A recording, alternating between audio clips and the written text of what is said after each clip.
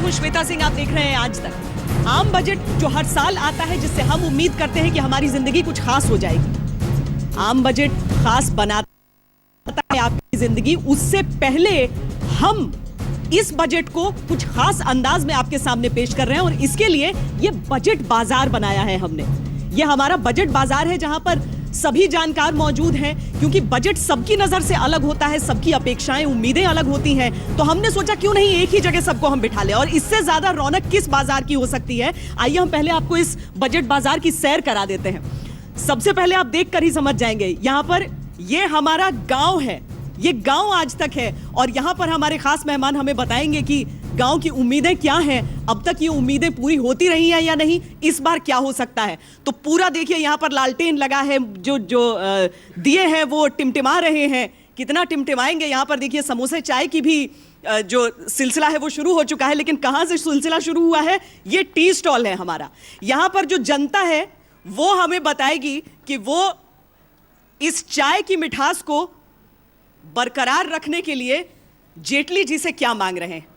और इसीलिए जरूरी हो जाता है ये जनता किराना स्टोर भी, जो ढूंढिए वो सब कुछ यहां पर उपलब्ध है। लेकिन कल क्या कीमत रहेगी इनकी, ये भी देखना होगा। तो हम यहां से भी जानेंगे कि अभी जो रेट लिस्ट है यहां पर वो क्या है और आगे क्या होने वाला है। और ठीक इसके बगल में देखिए मोदी जी की दुकान लगी है। वैसे तो मोदी जी बहुत सारी नीतियां, अपनी बहुत सारी जो पॉलिसीज हैं वो चाहते हैं कि लागू हो, अच्छे से लागू हो, लेकिन मेक इन इंडिया के लिहाज से क्या तस्वीर होने वाली है यहां पर, यह हम आपको दिखाएंगे। और मोदी जी की दुकान से चलिए आगे चलते हैं और देखते हैं कि जो घर का सपना आपका है वो कितना पूरा होगा। क्योंकि स्मार्ट शहर, आदर्श ग्राम, बहुत सारी चीजें कही जाती हैं, लेकिन स्मार्ट होम कितना होगा आपका, वो भी हम यहां पर जानेंगे। यहां पर दुकान लगी हुई है स्मार्ट होम की। अगला जो है वहां पर वो स्टॉल है जहां से हमें सारी चीजें पता चलेंगी कि मिलने वाला है या नहीं मिलने वाला है। ये पॉलिटिकल केंद्र है हमारा, और इसके ठीक पीछे हमने रुपए का भी, कितना रुपया कमजोर है या नहीं है, वो सारी चीजें भी पूरा ब्यौरा लेकर हमने रखा है। उस पर भी हम सब कुछ चर्चा करेंगे। और आखिर में वो स्टॉल जिसकी तरफ सबकी नजर रहती है, क्योंकि टैक्स की बात यहां पर होती है, ये टैक्स मास्टर हमें बताएंगे कि टैक्स के लिहाज से हमारी जेबें कितनी भरी रहेंगी, कितनी खाली होंगी। खाली की बात अभी नहीं करते हैं क्योंकि अभी बजट आने वाला है। और इस पूरे बाजार के बीचों बीच यहां पर जो मंडली आप देख रहे हैं, एहसान भारती कव्वाल घुंघरू वाले, उनकी पार्टी जो है वो हमारे इस कार्यक्रम की शुरुआत करेगी, और थोड़ा धमाकेदार शुरुआत होगी यहां से।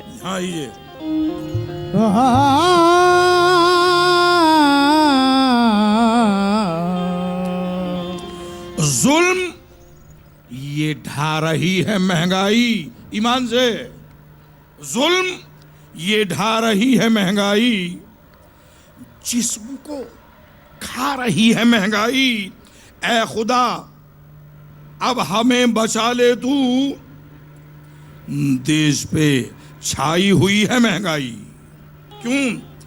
धूम मची है महंगाई की, धूम मची है, धूम मची है महंगाई की, धूम मची है, धूम मची है महंगाई की, धूम मची है। सारे शहर में ओहो, सारे नगर में ओहो, सारे शहर में, सारे नगर में बोली ये जनता घूम घूम घूम। धूम मची है महंगाई की, धूम मची है, धूम मची है महंगाई की, धूम मची है। गम का माहौल है और फिक्र की गहराई है, इस तरफ देखिए ये गहरी ही महंगाई है, इस तरफ देखिए गहरी ही महंगाई है। आज बाजार में हर चीज की कीमत देखो, आज बाजार में हर चीज की कीमत देखो, कितनी बढ़ने लगी अब इनकी हकीकत देखो, कितनी बढ़ने लगी अब इनकी हकीकत देखो। सब्जियां महंगी हुई है शक्कर, सब्जियां महंगी हुई है शक्कर। सुन के कीमत को हमें आने लगे हैं चक्कर। सुन के कीमत को हमें आने लगे हैं चक्कर। अब गरीबों के भी चूल्हे नहीं जल पाएंगे।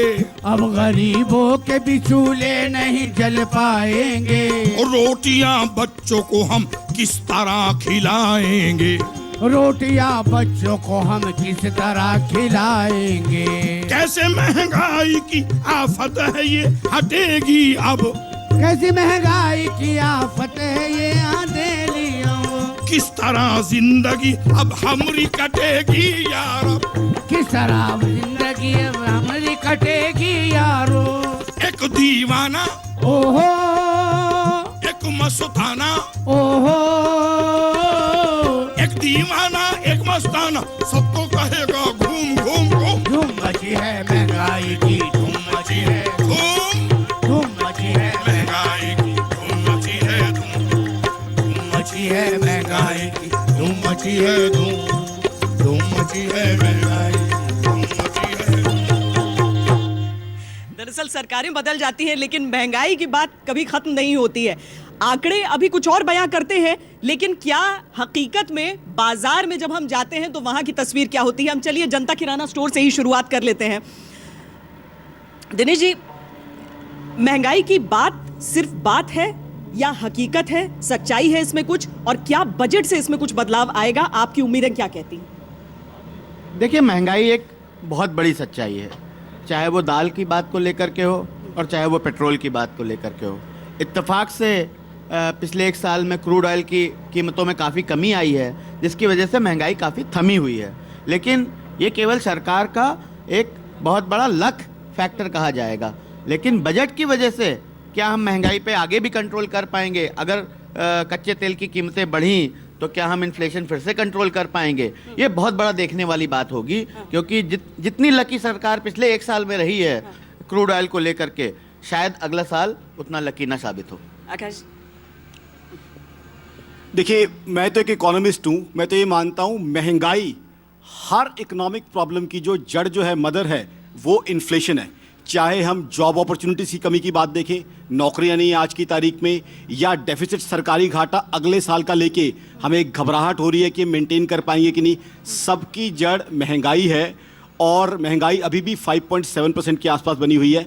साथ ही साथ एक चीज़ और कहना चाहूँगा, बीजेपी सरकार अच्छा काम कर रही है, लेकिन ग्लोबल स्लोडाउन की वजह से हमारी स्टॉक मार्केट 30,000 से टूट के 23,000 आ चुकी है। ऐसे में एक बड़ी स्ट्रॉन्ग रूमर चल रही है बाजार में कि कैपिटल गेन एग्जम्पशन जो स्टॉक मार्केट को मिला है वो छिनने वाला है। अब स्टॉक मार्केट वो चीज़ है जिससे इंडस्ट्रियलिस्ट पैसा रेज करता है, फैक्ट्री लगाता है, लाखों लोगों को रोजगार देता है।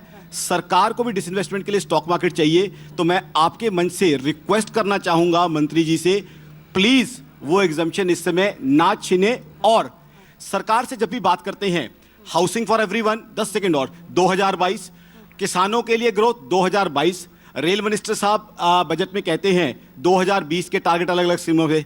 संबित भाई यहाँ बैठे हुए हैं, आपकी करंट सरकार 2019 तक है। एक आपसे प्रार्थना है कि जो टारगेट दें 2019 तक के दें, चाहे थोड़े कम दें, वरना 2019 के इलेक्शन के समय हम आपसे क्या बात कर पाएंगे। 2022 की तस्वीर देख लेंगे। संबित जी के पास सारी उम्मीदें और सारे सवाल आप ही के पास आने वाले हैं, लेकिन हम फिलहाल यहाँ से आगे बढ़ेंगे और हम पहले गांव की बात करेंगे। एक गांव आज तक की तरफ हम चल रहे हैं और उनसे भी हम जान लें कि दरअसल अभी तक जो उम्मीदें होती हैं, हर साल बहुत सारी चीज़ें होती हैं, इस बार भी बहुत सारी बातें कही गई हैं। फसल की बीमा की बात है, आपका सॉइल हेल्थ कार्ड जो 2.5 साल पहले जिसकी बात शुरू हो गई थी, वो आखिरकार उसका अमली जामा उसे कितना पहनाया गया। जो ज़मीन है, जो किसान है, वो क्या कह रहा है, वो क्या उम्मीदें लगाया है उन आत्महत्याओं के आंकड़ों के बीच। देखो, किसान को बहुत उम्मीद है सरकारों से, मोदी जी से उम्मीद हैं, और वो ये आंकड़ा लगाए बैठा हुआ है कि कुछ न कुछ बजट में गांव के लिए होगा, उन किसानों के लिए होगा जो किसान आत्महत्या कर रहे हैं, वे आत्महत्याएं रुकेंगी। लेकिन हालात क्या है वो उससे पूर्ण रूप से अलग हैं। घोषणाएं होंगी, पहले से भी होती चली आ रही है। हमने बीजेपी सरकार जब आई, हमने उनको ये कहा, प्रधानमंत्री जी को चिट्ठी भी उनको लिखी कि आप एक ज्वाइंट सेशन बुलवाओ और उसमें एग्रीकल्चर पॉलिसी आप तय करो 25 साल की। पार्टियां वे कोई खराब नहीं होती, लेकिन जब देश में एग्रीकल्चर पॉलिसी कानूनी नहीं है तो पार्टी तो आती रहेगी, कल किसी की सरकार आएगी, परसों दूसरे की आएगी, वो उसको कहेगा, वो दूसरे को कहेगा। हालात ये हैं कि किसान आत्महत्या क्यों कर रहा, उसकी फसलों की कीमत उसको नहीं मिलती, उसकी फसल का नुकसान हो जाता है, वो उसको नहीं मिलता। पूर्ण रूप से आज गांव छोड़ के लोग प्लान कर रहे हैं शहरों की तरफ। जो जिम्मेदार लोग हैं, किशनवीर चौधरी साहब यहाँ पे बैठे हुए हैं, देवेंद्र शर्मा जी यहाँ पे है, सुमित पात्रा जी यहाँ पे हैं, बहुत उससे सुनते हैं। जो जिम्मेदार लोग हैं, जो कुछ लोग करना चाहते हैं, जानते हैं, वे उससे पूर्ण रूप से सिस्टम से बाहर हैं। और वहाँ पे उस तरह के लोग हैं जो सिर्फ कागजों में पॉलिसियाँ बनाते हैं और उसको छोड़ देते हैं।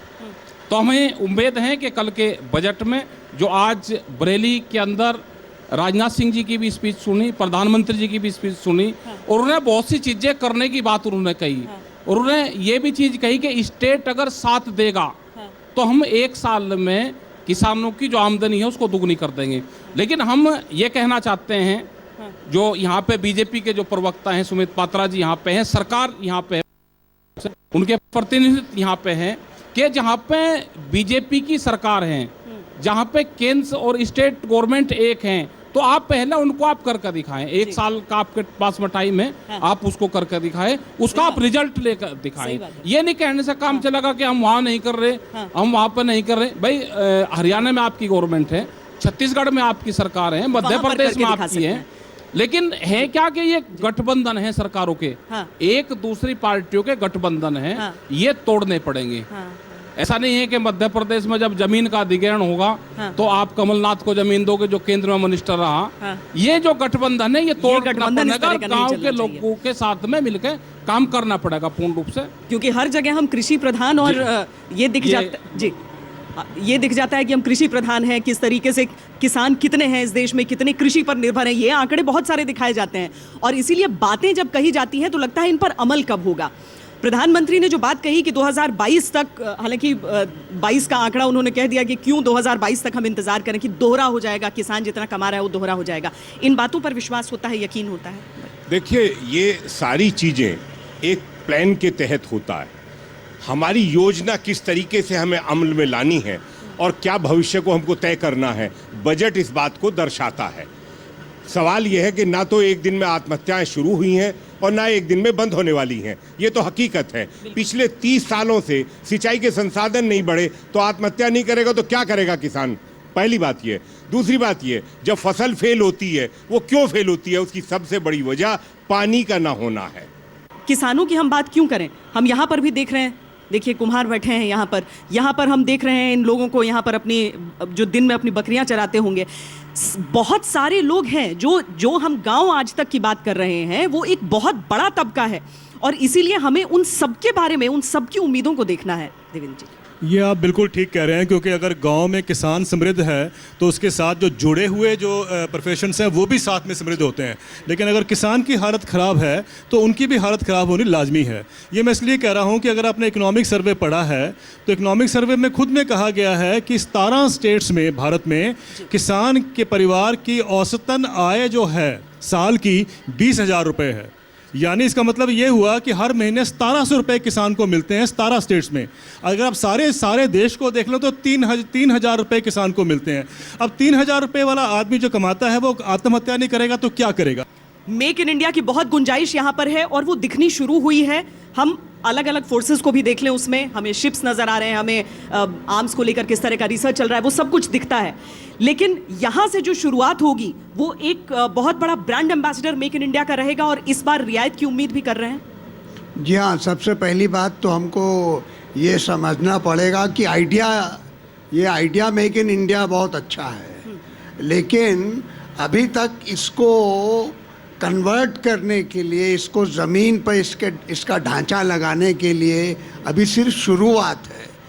डिफेंस में हमें इस सरकार से, बीजेपी सरकार से फौजियों को बड़ी बड़ी उम्मीदें थी, बड़ी बड़ी उम्मीदें हैं, और ख़ासकर आज के दौर में जबकि तेल की कीमतें घट गई हैं और हमारा जो देश है वो 7.5 7.6 की ग्रोथ रेट पे जा रहा है, और इसलिए बहुत उम्मीदें हैं सरकार से कि जब तक आपके पास सुरक्षा नहीं होगी और रक्षा नहीं होगी, चाहे किसान की बात हो या मेक इन इंडिया की बात हो, बिना सुरक्षा और रक्षा के बिना नहीं हो सकता। इसलिए लाल बहादुर शास्त्री जी ने जय जवान और जय किसान की बात उठाई थी। तो मैं उस बात का विवरण कर रहा हूँ जिसमें एक जवान है, मैन है, और दूसरी बात है मशीन। तो मैन, जहाँ तक जवान का सवाल है, अभी 1 रैंक 1 पेंशन आ गया है, 7th पे कमीशन आ गया है। जहाँ पर मशीन की बात है, हथियारों की बात है, मॉडर्नाइजेशन की बात है, वहाँ जो उपलब्धि होनी चाहिए वो उपलब्धि नहीं हो रही। हम चाइना का हमको बराबरी करना है। हम सबसे नंबर 2, अभी तो हमारी जो ग्रोथ है नंबर 1 है, लेकिन हम रक्षा मामलों में, सुरक्षा मामलों में चाइना के बहुत पीछे हैं। तो इसलिए हमें उम्मीद है कि जो मॉडर्नाइजेशन है, जो कैपिटल फंड है, जिससे मेक इन इंडिया का सवाल उठेगा, उसमें हमें उपलब्धि नहीं मिल रही। और कमी क्या है कि जो पैसा मिलता भी है मॉडर्नाइजेशन और कैपिटल फंड के लिए, उसको हम खर्च नहीं कर पाते। हम हर साल सरकार को 10 से 12 हज़ार करोड़ बिना खर्च किए लौटा देते हैं। और तो इसलिए यह लाजमी है कि हमारे जो सुरक्षा और रक्षा के सुधार हैं, जो नया डिफेंस प्रोक्योरमेंट प्रोसीजर है, वो सरल बनाना चाहिए। जैसे इनकम टैक्स का आप सरल बना रहे हैं, डिफेंस का मॉडर्नाइजेशन को सरल कीजिए ताकि वो उपलब्धि हो पाए। ये बहुत ज़रूरी है। एक बड़ी उम्मीद है। सवाल खड़े किए हैं मेरे मित्र ने, उसका मैं 10 सेकंड चाहूँगा जवाब देने के लिए।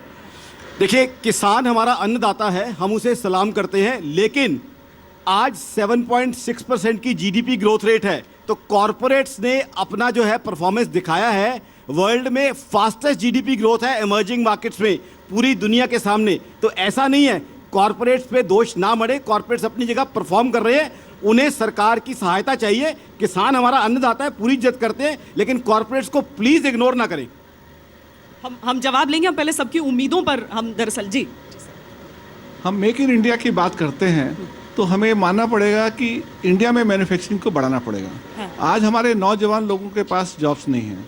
अगर उनको जॉब्स को बढ़ाना है तो सिर्फ मैन्युफैक्चरिंग ऐसा सेक्टर है जहाँ पे वो हो सकता है। तो मैन्युफैक्चरिंग इंडिया में बढ़ाना जरूरी है और मेक इन इंडिया पॉलिसी उसमें हेल्प कर रही है।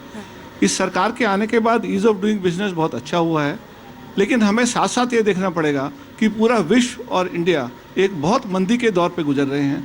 वो मंदी का दौर हम तेल की प्राइसेस में देखते हैं, स्टील की डिमांड में देखते हैं, सीमेंट की डिमांड में देखते हैं। तो ये आज ज़रूरी है कि सरकार की नई ऐसी पॉलिसी आए जिससे डिमांड बढ़ सके। तो गवर्नमेंट को निवेश करना पड़ेगा इस तरह की पॉलिसीज़ में कि इंफ्रास्ट्रक्चर पे पैसा खर्च करें। इंफ्रास्ट्रक्चर होगा तो पूरी इकोनॉमिक एक्टिविटी बढ़ेगी और डिमांड बढ़ेगी सेक्टर से। हमारे किसान भाइयों को, हमारे मजदूर भाइयों को इंफ्रास्ट्रक्चर में पैसा बढ़ाने से और ज़्यादा लाभ मिलेगा, और वो लाभ मिलने से एक पूरी इकोनॉमिक एक्टिविटी बढ़ने से मैन्युफैक्चरिंग भी बढ़ेगी और देश की तरक्की होगी।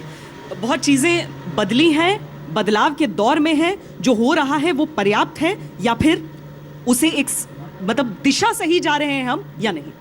श्वेता जी, आपके माध्यम आज तक के माध्यम से मैं ये कहना चाहूँगा, आज गवर्नमेंट के पास एक बहुत बड़ी अपॉर्चुनिटी है जिसका नाम है स्टार्टअप। स्टार्टअप एक ऐसी चीज़ है जिस पे गवर्नमेंट क्रिटिसाइज़ करना बहुत आसान है, लेकिन जिस पे गवर्नमेंट बहुत ज़्यादा एफर्ट्स भी कर रही है। मुझे लगता है गवर्नमेंट को अगर आज 50 रुपये खर्च करती है स्टार्टअप्स के नाम पे, हो सकता है आने वाले 5 या 10 सालों में वो 50 रुपये 5 लाख के बराबर हो। गवर्नमेंट को रोज़गार के अवसर बढ़ाने का एकमात्र ऐसा चांस है जिसका नाम है स्टार्टअप, जहाँ पे हमें और इंक्यूबेशन सेंटर्स चाहिए, पब्लिक प्राइवेट पार्टनरशिप्स चाहिए, इन्वेस्टमेंट कैपिटल गेन के ऊपर, चाहे वो सीड फंडिंग हो, चाहे एंजल इन्वेस्टमेंट हो, चाहे वेंचर कैपिटल हो, चाहे प्राइवेट इक्विटी हो। लॉन्ग टर्म कैपिटल गेन में हमें कटौती चाहिए जो एक्सपेक्ट करते हैं गवर्नमेंट से, और बैंक्रप्सी के लॉज ऐसे आने चाहिए जहाँ पर एंटरप्रेन्योर अपने आप को सेफ महसूस करे। एक कंपनी फ्लिपकार्ट, 2 लड़कों ने एक कंपनी चालू की और 30,000 नौकरियां बना दी। क्यों नहीं हमारे देश में एप्पल जैसी कंपनीज, फेसबुक जैसी कंपनीज, आज सारे के सारे सर्वर हमारे बाहर सिंगापुर या अमेरिका में जाते हैं। क्यों ना हम अपने सर्वर्स खुद बनाएं, डिजिटल फार्म्स बनाएं। और मेक इन इंडिया, मुझे ऐसा लगता है बीजेपी सरकार पहली सरकार है देश के अंदर जिसने टेक्नोलॉजी को बहुत ही अच्छे से यूज़ किया है, और मैं अपेक्षा करता हूँ आने वाले समय में बहुत ही पॉजिटिव रहेगा उनका ये रोल। चलिए, एक तरफ से आपको पूरे नंबर मिल रहे हैं, दूसरी तरफ से आपको नंबर बिल्कुल भी नहीं मिल रहे हैं, और यही लगता है सबसे बड़ा चैलेंज हो जाएगा भारतीय जनता पार्टी सरकार को। अव्वल कहा जाता है कि आप प्रो कॉरपोरेट हैं, और जो किसान हैं वो बहुत निराश रहते हैं आपसे। यहाँ जो हमें रिएक्शंस मिल रहे हैं संबित जी, वो कुछ ऐसे ही मिल रहे हैं। क्या बजट में कोशिश होगी इस धारणा को बदलने की? श्वेता जी, मैं एक एक करके सबको सुन रहा था, इसलिए मुझे थोड़ा मौका दीजिए, मैं जवाब दूंगा। पहली बात, महंगाई की शुरू हुई किराना स्टोर से। आप पूरे थाली को देखिए, हाँ एक आध आइटम बढ़ गया होगा, मगर इन जनरल थाली का रेट घटा है। आप देखिए, जब कल इकोनॉमिक सर्वे भी आया, उसमें जब बात की गई कि जो महंगाई की दर है वो 4 से 5.5 के बीच में रहेगा, वो आरबीआई के जो एक्सपेक्टेशन के अनुरूप है। स्वाभाविक रूप से जो आरबीआई चाहती है सरकार वो कर रही है।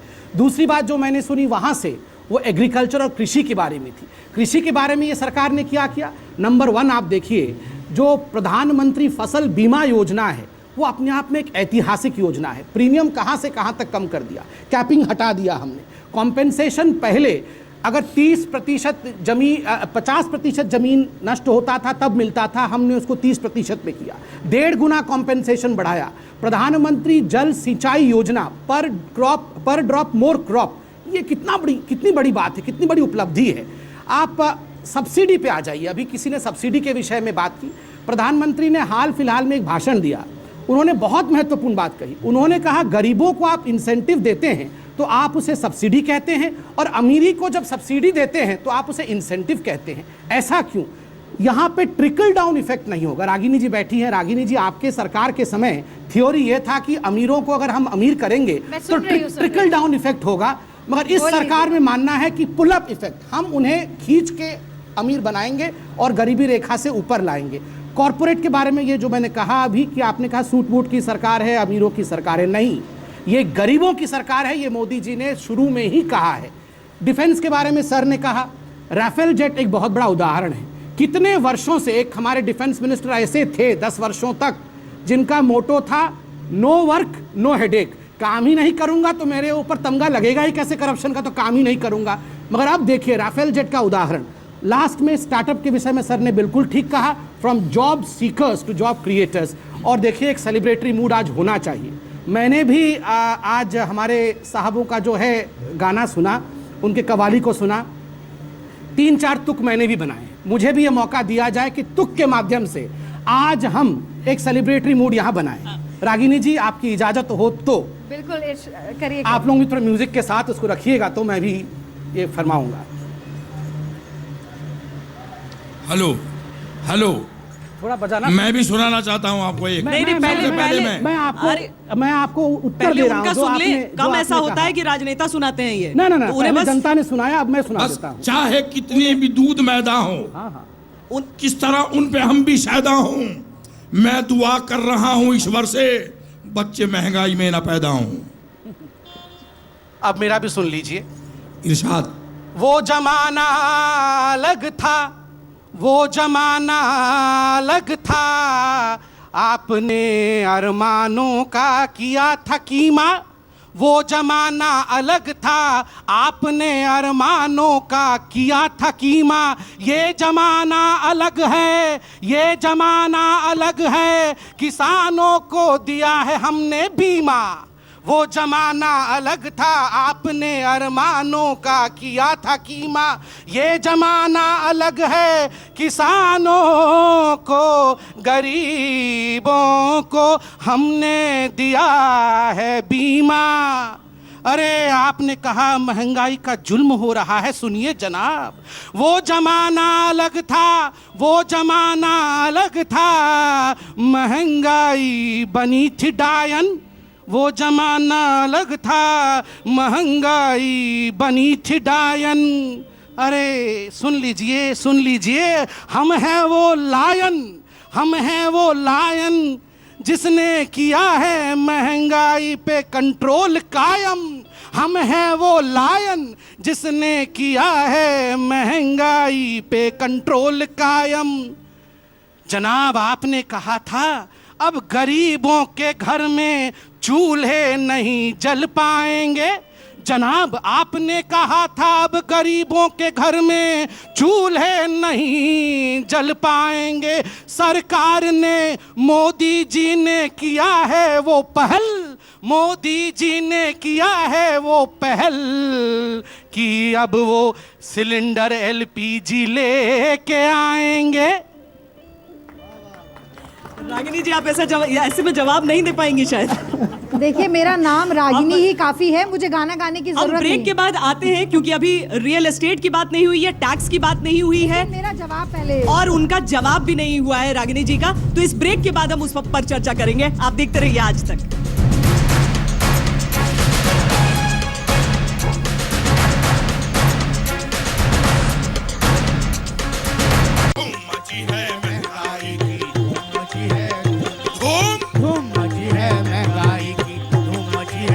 सारे शहर में ओहो, सारे नगर में ओहो, सारे शहर में, सारे नगर में बोली ये जनता घूम घूम घूम। धूम मची है महंगाई की, धूम मची है, धूम मची है महंगाई की, धूम मची है, धूम मची है महंगाई की, धूम मची है, धूम। सारे शहर में ओहो, सारे नगर में ओहो, सारे शहर में, सारे नगर में बोली ये जनता घूम घूम घूम। धूम मची है महंगाई की, धूम मची है।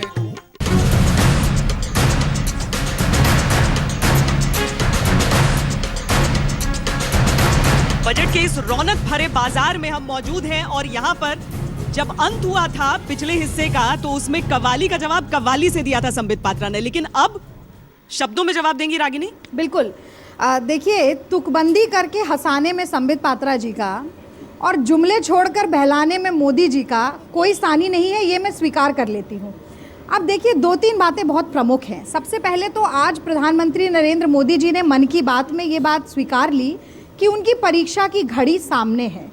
इस बात का एहसास उन्हें भी है कि अब 1/3 कार्यकाल तो बीत गया है, लेकिन मोदी नॉमिक्स कुछ चला नहीं, पूरी तरीके से विफल हुआ। आप देखिए कि दो सबसे बड़े जुमले जो सामने आए, काला धन और 15 लाख, उसके बाद का सबसे बड़ा जुमला मुझे लगता है सबका साथ सबका विकास था, जिसके बीच का टकराव आपने एग्रीगेरियन सेक्टर और कहीं ना कहीं जो उद्योगपति पूंजीवाद की बात करते हैं उनके बीच में आपने देख लिया। अब अर्थव्यवस्था को लेकर अपेक्षाएं तो बहुत होती हैं। कहते हैं कि हज़ारों ख्वाहिशें ऐसी कि हर ख्वाहिश पे दम निकले, बहुत निकले मेरे अरमा लेकिन फिर भी कम निकले। लेकिन थोड़ा सा ट्रैक रिकॉर्ड पर नज़र डालकर ही अपेक्षाएं आगे बढ़ानी चाहिए। सबसे पहले तो मैं यही बात कहना चाहूँगी कि रुपया किस तरीके से गिर रहा है हम देख रहे हैं, 68 तक पहुँच गया। सुषमा स्वराज जी ने कहा था कि राष्ट्र का सम्मान उससे जुड़ा हुआ होता है। वेंटिलेटर पे आ गया है, ये कांग्रेस के समय पे कहा था, आज तो कब्र में पांव लटके हुए हमें दिख रहे हैं। सेंसेक्स इतना क्रैश हुआ, 4.5 लाख करोड़ रुपए की संपत्ति जो निवेशकों की थी उसको नुकसान पहुंचा। एक्सपोर्ट लगातार डाउन हो रहे हैं। हमने मेक इन इंडिया की बात की तो IIP जो इंडेक्स ऑफ इंडस्ट्रियल प्रोडक्शन है वो कॉन्ट्रैक्ट हो रहा है। इंडस्ट्रियल आउटपुट में 3.7% की गिरावट आई है। आप एग्रीकल्चरल सेक्टर की भी अगर बात कर लें तो उसमें भी आप देखिए यूपीए सरकार के समय जो बढ़ोतरी 3.5% की थी वो 0.02% की हो गई है। बहुत ठीक है, आप फसल बीमा की बात कर रहे हैं उस पर शेर सुना रहे हैं। महाराष्ट्र के मराठवाड़ा में एक जिले में 3000 किसान आत्महत्या करते हैं। एमएसपी का आपका वादा जो दुगना करने का था उसका क्या होता है?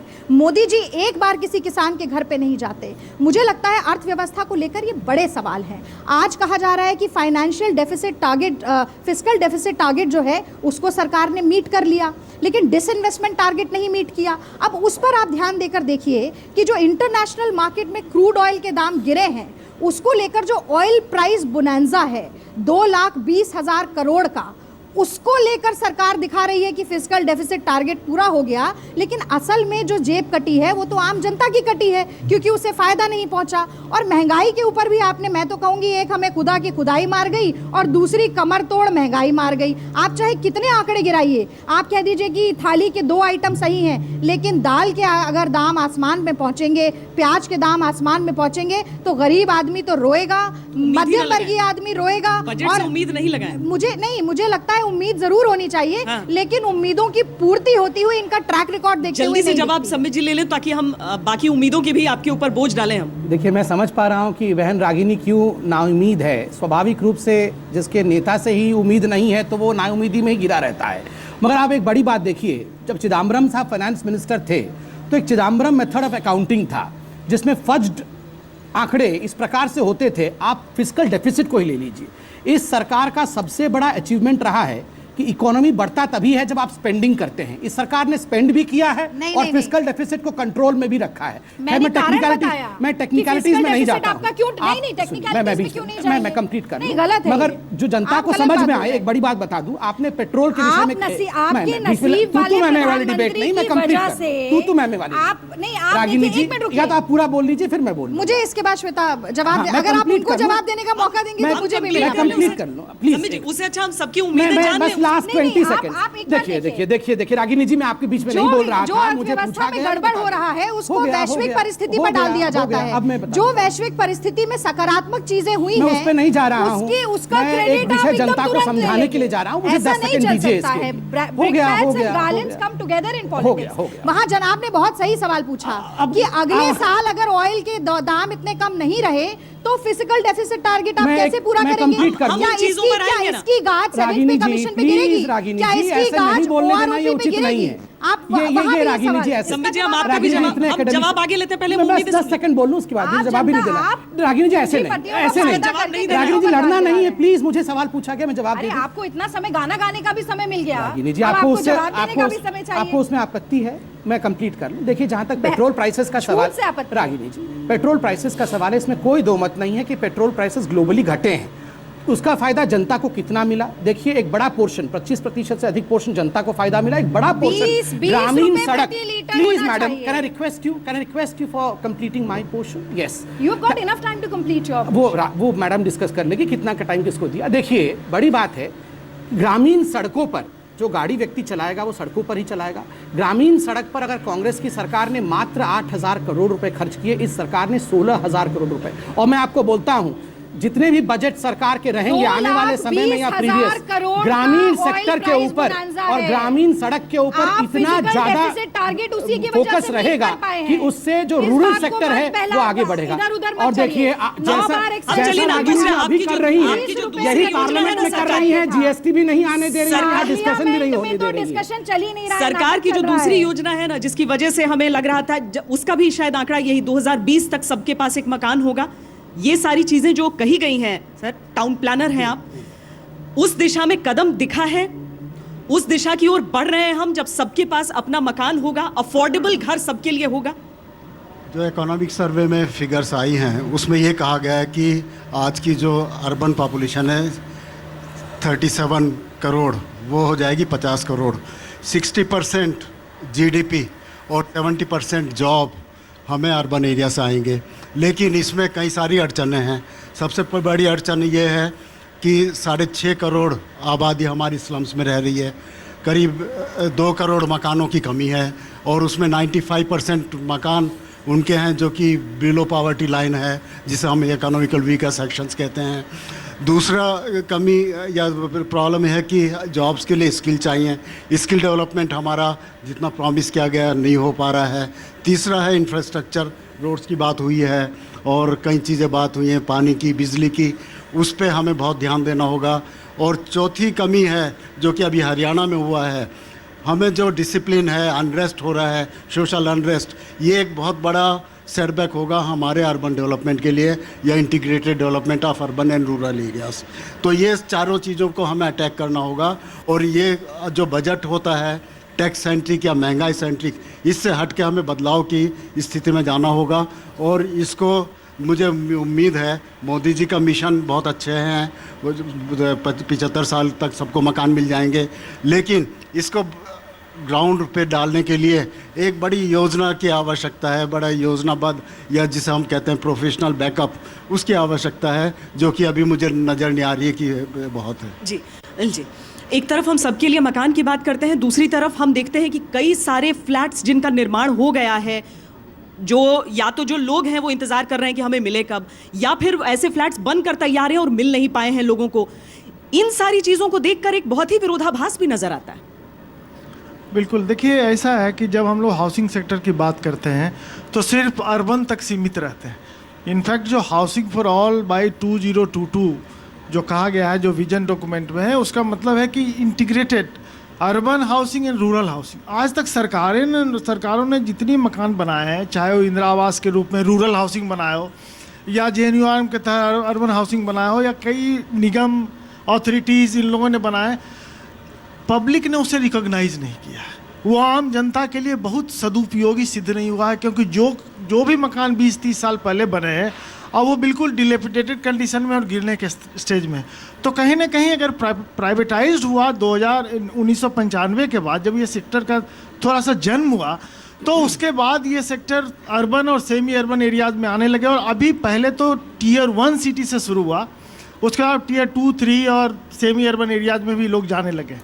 सबसे बड़ी बात क्या है कि जो सबसे बड़ा सेक्टर एग्रीकल्चर के बाद एम्प्लॉयमेंट देने वाला सेक्टर है, जो GDP का 8 से 9% आज के डेट में कंट्रीब्यूटर बन गया है, उस सेक्टर को आज तक किसी प्रकार का सपोर्ट नहीं मिला।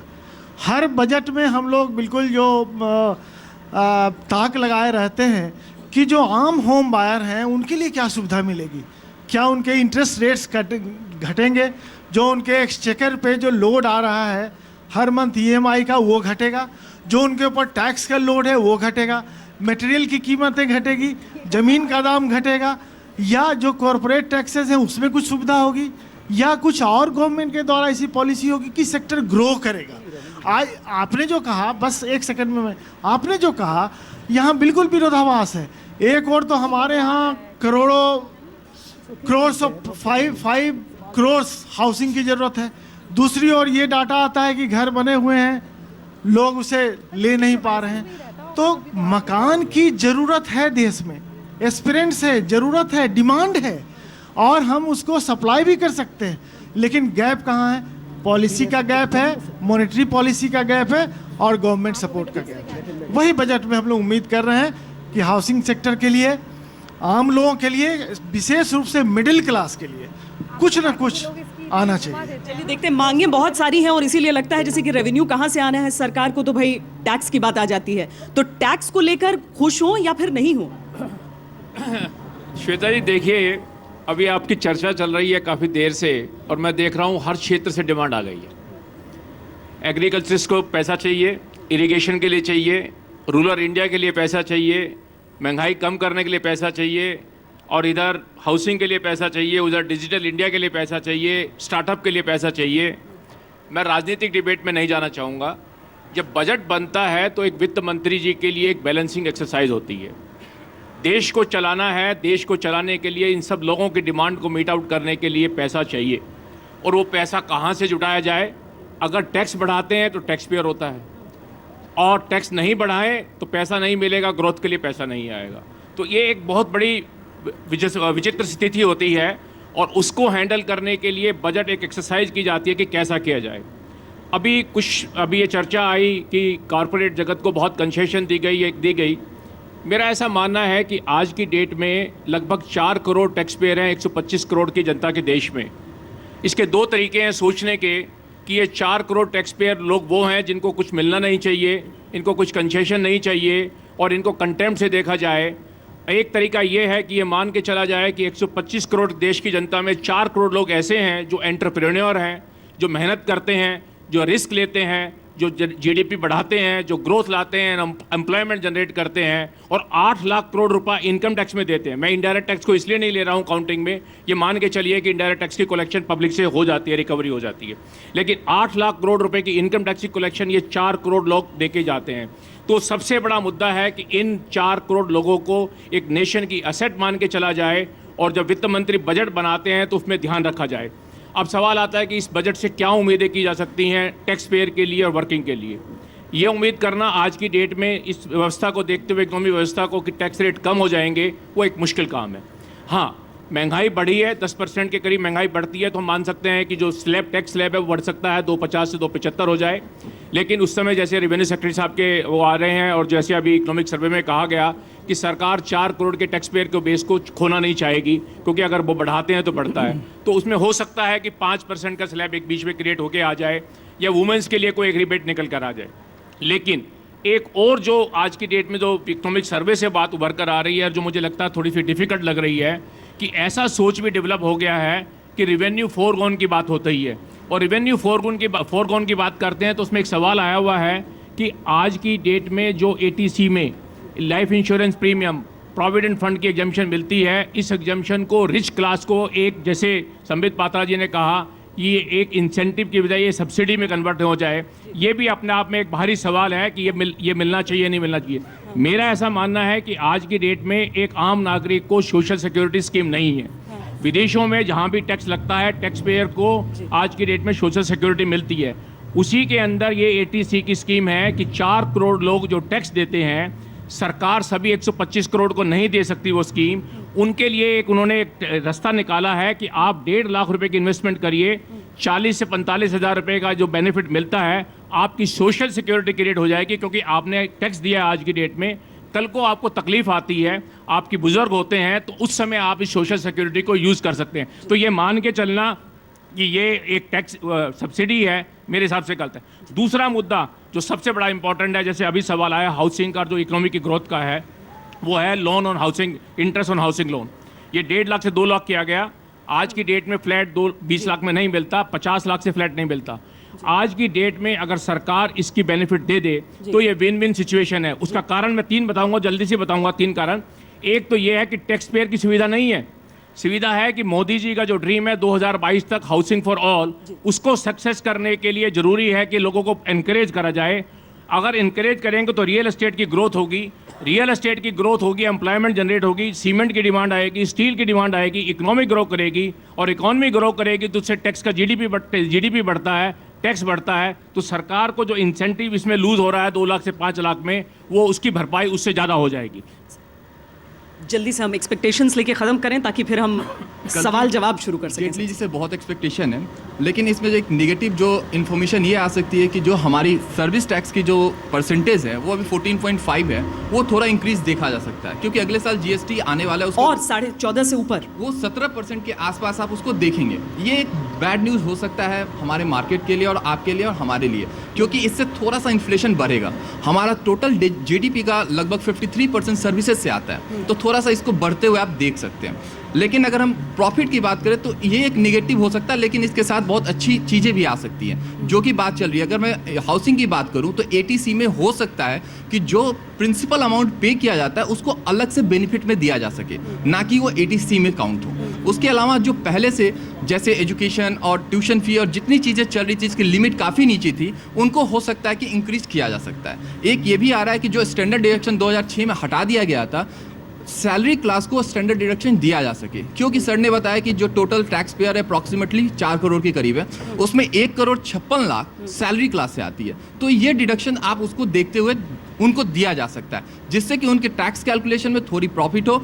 और टीयर 2 में अगर हम बात करते हैं तो यहाँ पे जो फ्लैट की कीमत हो बहुत ज़्यादा होती है, तो उनको हो सकता है एक्स्ट्रा इंसेंटिव दिया जाए कि अगर टीयर 1 में आप हाउस खरीदते हैं और उस पर जो टैक्स का रिबेट मिलना चाहिए वो एज कम्पेयर टू टीयर 2 और टीयर 3 से थोड़ा सा ज़्यादा मिलता हुआ देख सकते हैं। समित, हम जवाब लेंगे आपसे, लेकिन सर्विस टैक्स की उन्होंने बात कर दी है, और सर्विस टैक्स यानी कि ये सब जो हम चाय भी सर्व कर रहे हैं सबको, हम यहाँ से जलेबियाँ निकल रही हैं गर्मा गर्म, तो यहाँ पर ये हमारे सो सॉरी आप बहुत देखते होंगे, वो एनिमेटेड कैरेक्टर्स देखते होंगे, लेकिन सो सॉरी की जो आवाज़ है, जो वो लिखते हैं और जो गाते हैं, वो यहाँ पर हैं पंकज शर्मा, अनस और किरण। तो यहाँ पर कुछ हमें इसी के बाद देखिए तालियां सुनाई देती हैं आपको। हाँ। महंगाई बढ़ गई है इतनी, मुंह से निकले हाय। महंगाई बढ़ गई है इतनी, मुंह से निकले हाय। सस्ता कर दो दूध और चीनी ताकि बन सके चाय। ताकि बन सके चाय मज़े से भर भर पीवें, ताकि बन सके चाय मज़े से भर भर पीवें, लेकिन ऐसी हालत में हम कैसे जीवें। और सुन सकते हो तो सुन लो वित्त मंत्री अरज हमारी, सुन सकते हो तो सुन लो वित्त मंत्री अरज हमारी। राज चलेगा ठीक ठाक जब खुश हो घर की नारी। हाँ, नहीं अब सर्विस टैक्स पर भी आएंगे, हम हर चीज़ पर आएंगे। तब तक एक राउंड चाय भी सबके लिए यहाँ पर हम पेश करते हैं।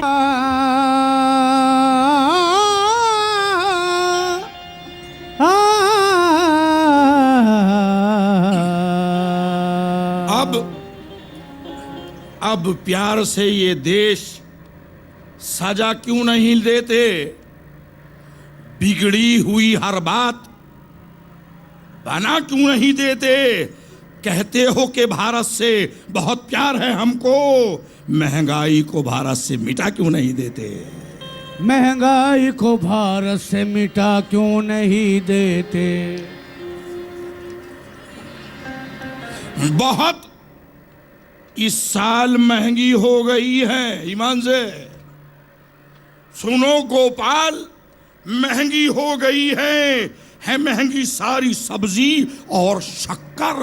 उड़द की दाल महंगी हो गई है, उड़द की दाल महंगी हो गई है। देश पर अजी देश पर ये करम कीजिए, ये देश पर ये करम कीजिए, देश पर ये करम कीजिए, देश पर ये करम कीजिए, देश पर ये करम कीजिए। अरे देश पर ये करम कीजिए। अब तो अजी अब तो महंगाई कम कीजिए, अब तो महंगाई कम कीजिए, अब तो महंगाई कम कीजिए।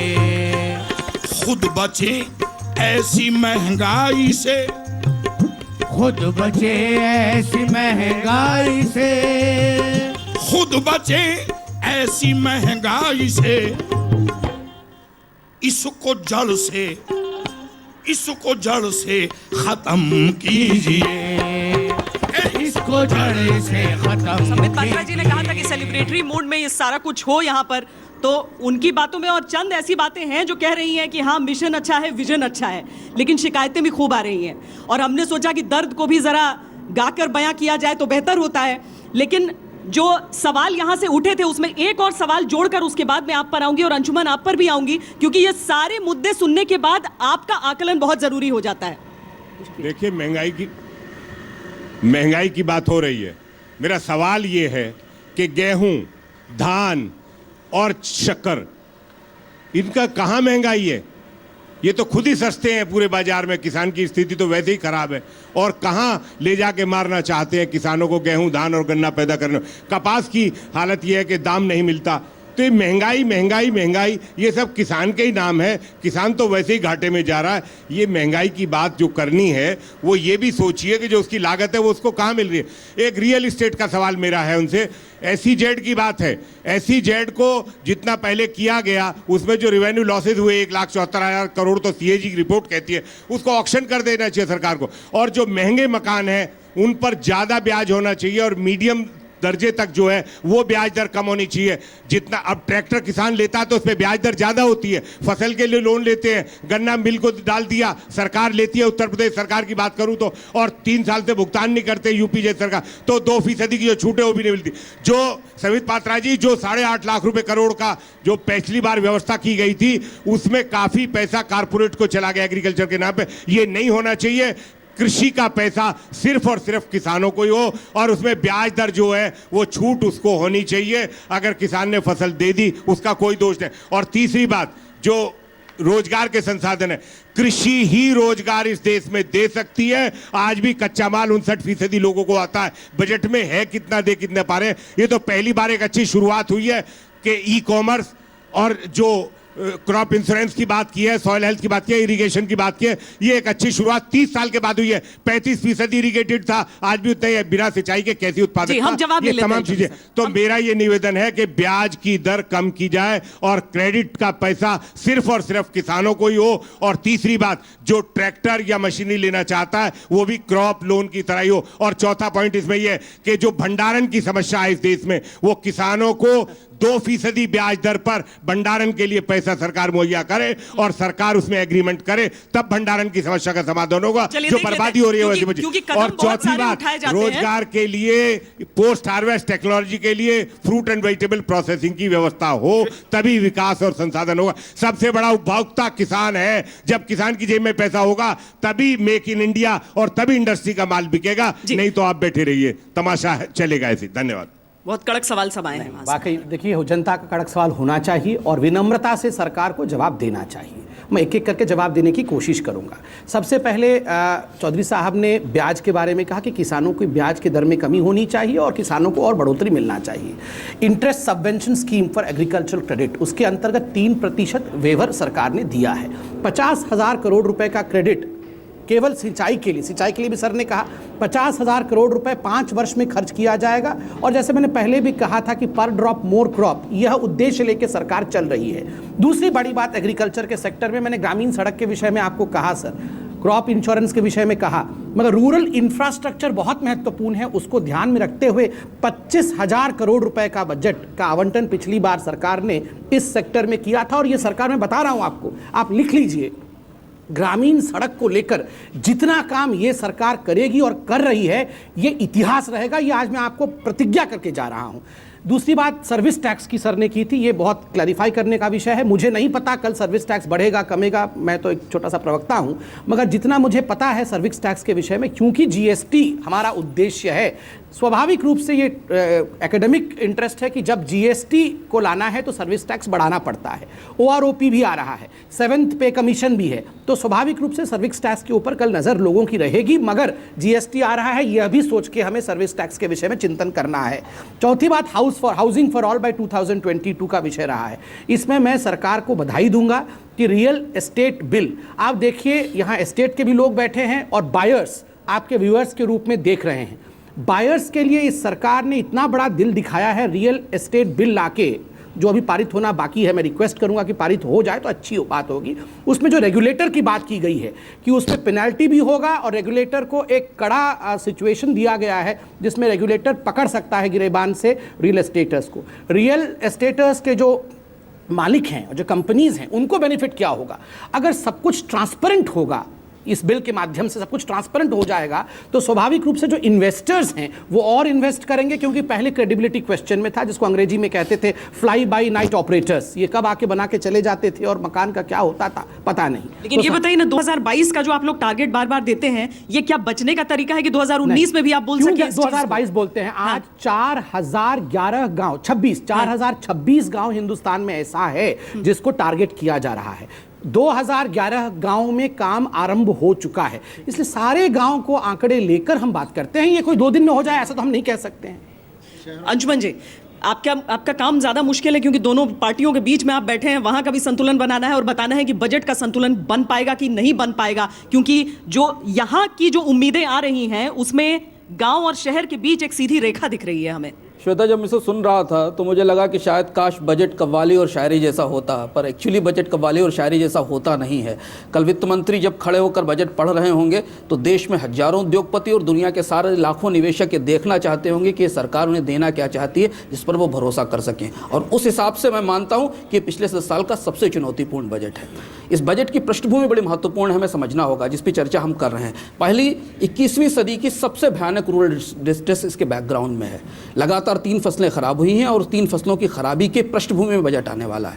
दूसरा, जब वित्त मंत्री कल बजट पढ़ रहे होंगे तो उन्हें वो बैंक दिख रहे होंगे अपने सपने में जो किसी भी समय बस्ट हो सकते हैं। 3 लाख करोड़ के एनपीए पर बैठे हुए बैंक्स हैं। तीसरा, जब वो बजट पढ़ रहे होंगे तो उन्हें दिखाई दे रहा होगा कि पिछले 1.5-2 साल के मेक इन इंडिया की कोशिशों के बाद भी भारतीय उद्योगपति में इतना भरोसा नहीं आया है कि वो निवेश कर सके, और उसने निवेश नहीं किया है। और चौथी सबसे बड़ी बात, जहां पर जिस पर यह सरकार आई थी, जिन उम्मीदों और क्रेडिबिलिटी पर, कल जब वो बजट पढ़ रहे होंगे तो भारतीय शेयर बाजार ग्रीस के बाद दुनिया में सबसे खराब रिटर्न देने वाला बाजार हो चुका होगा।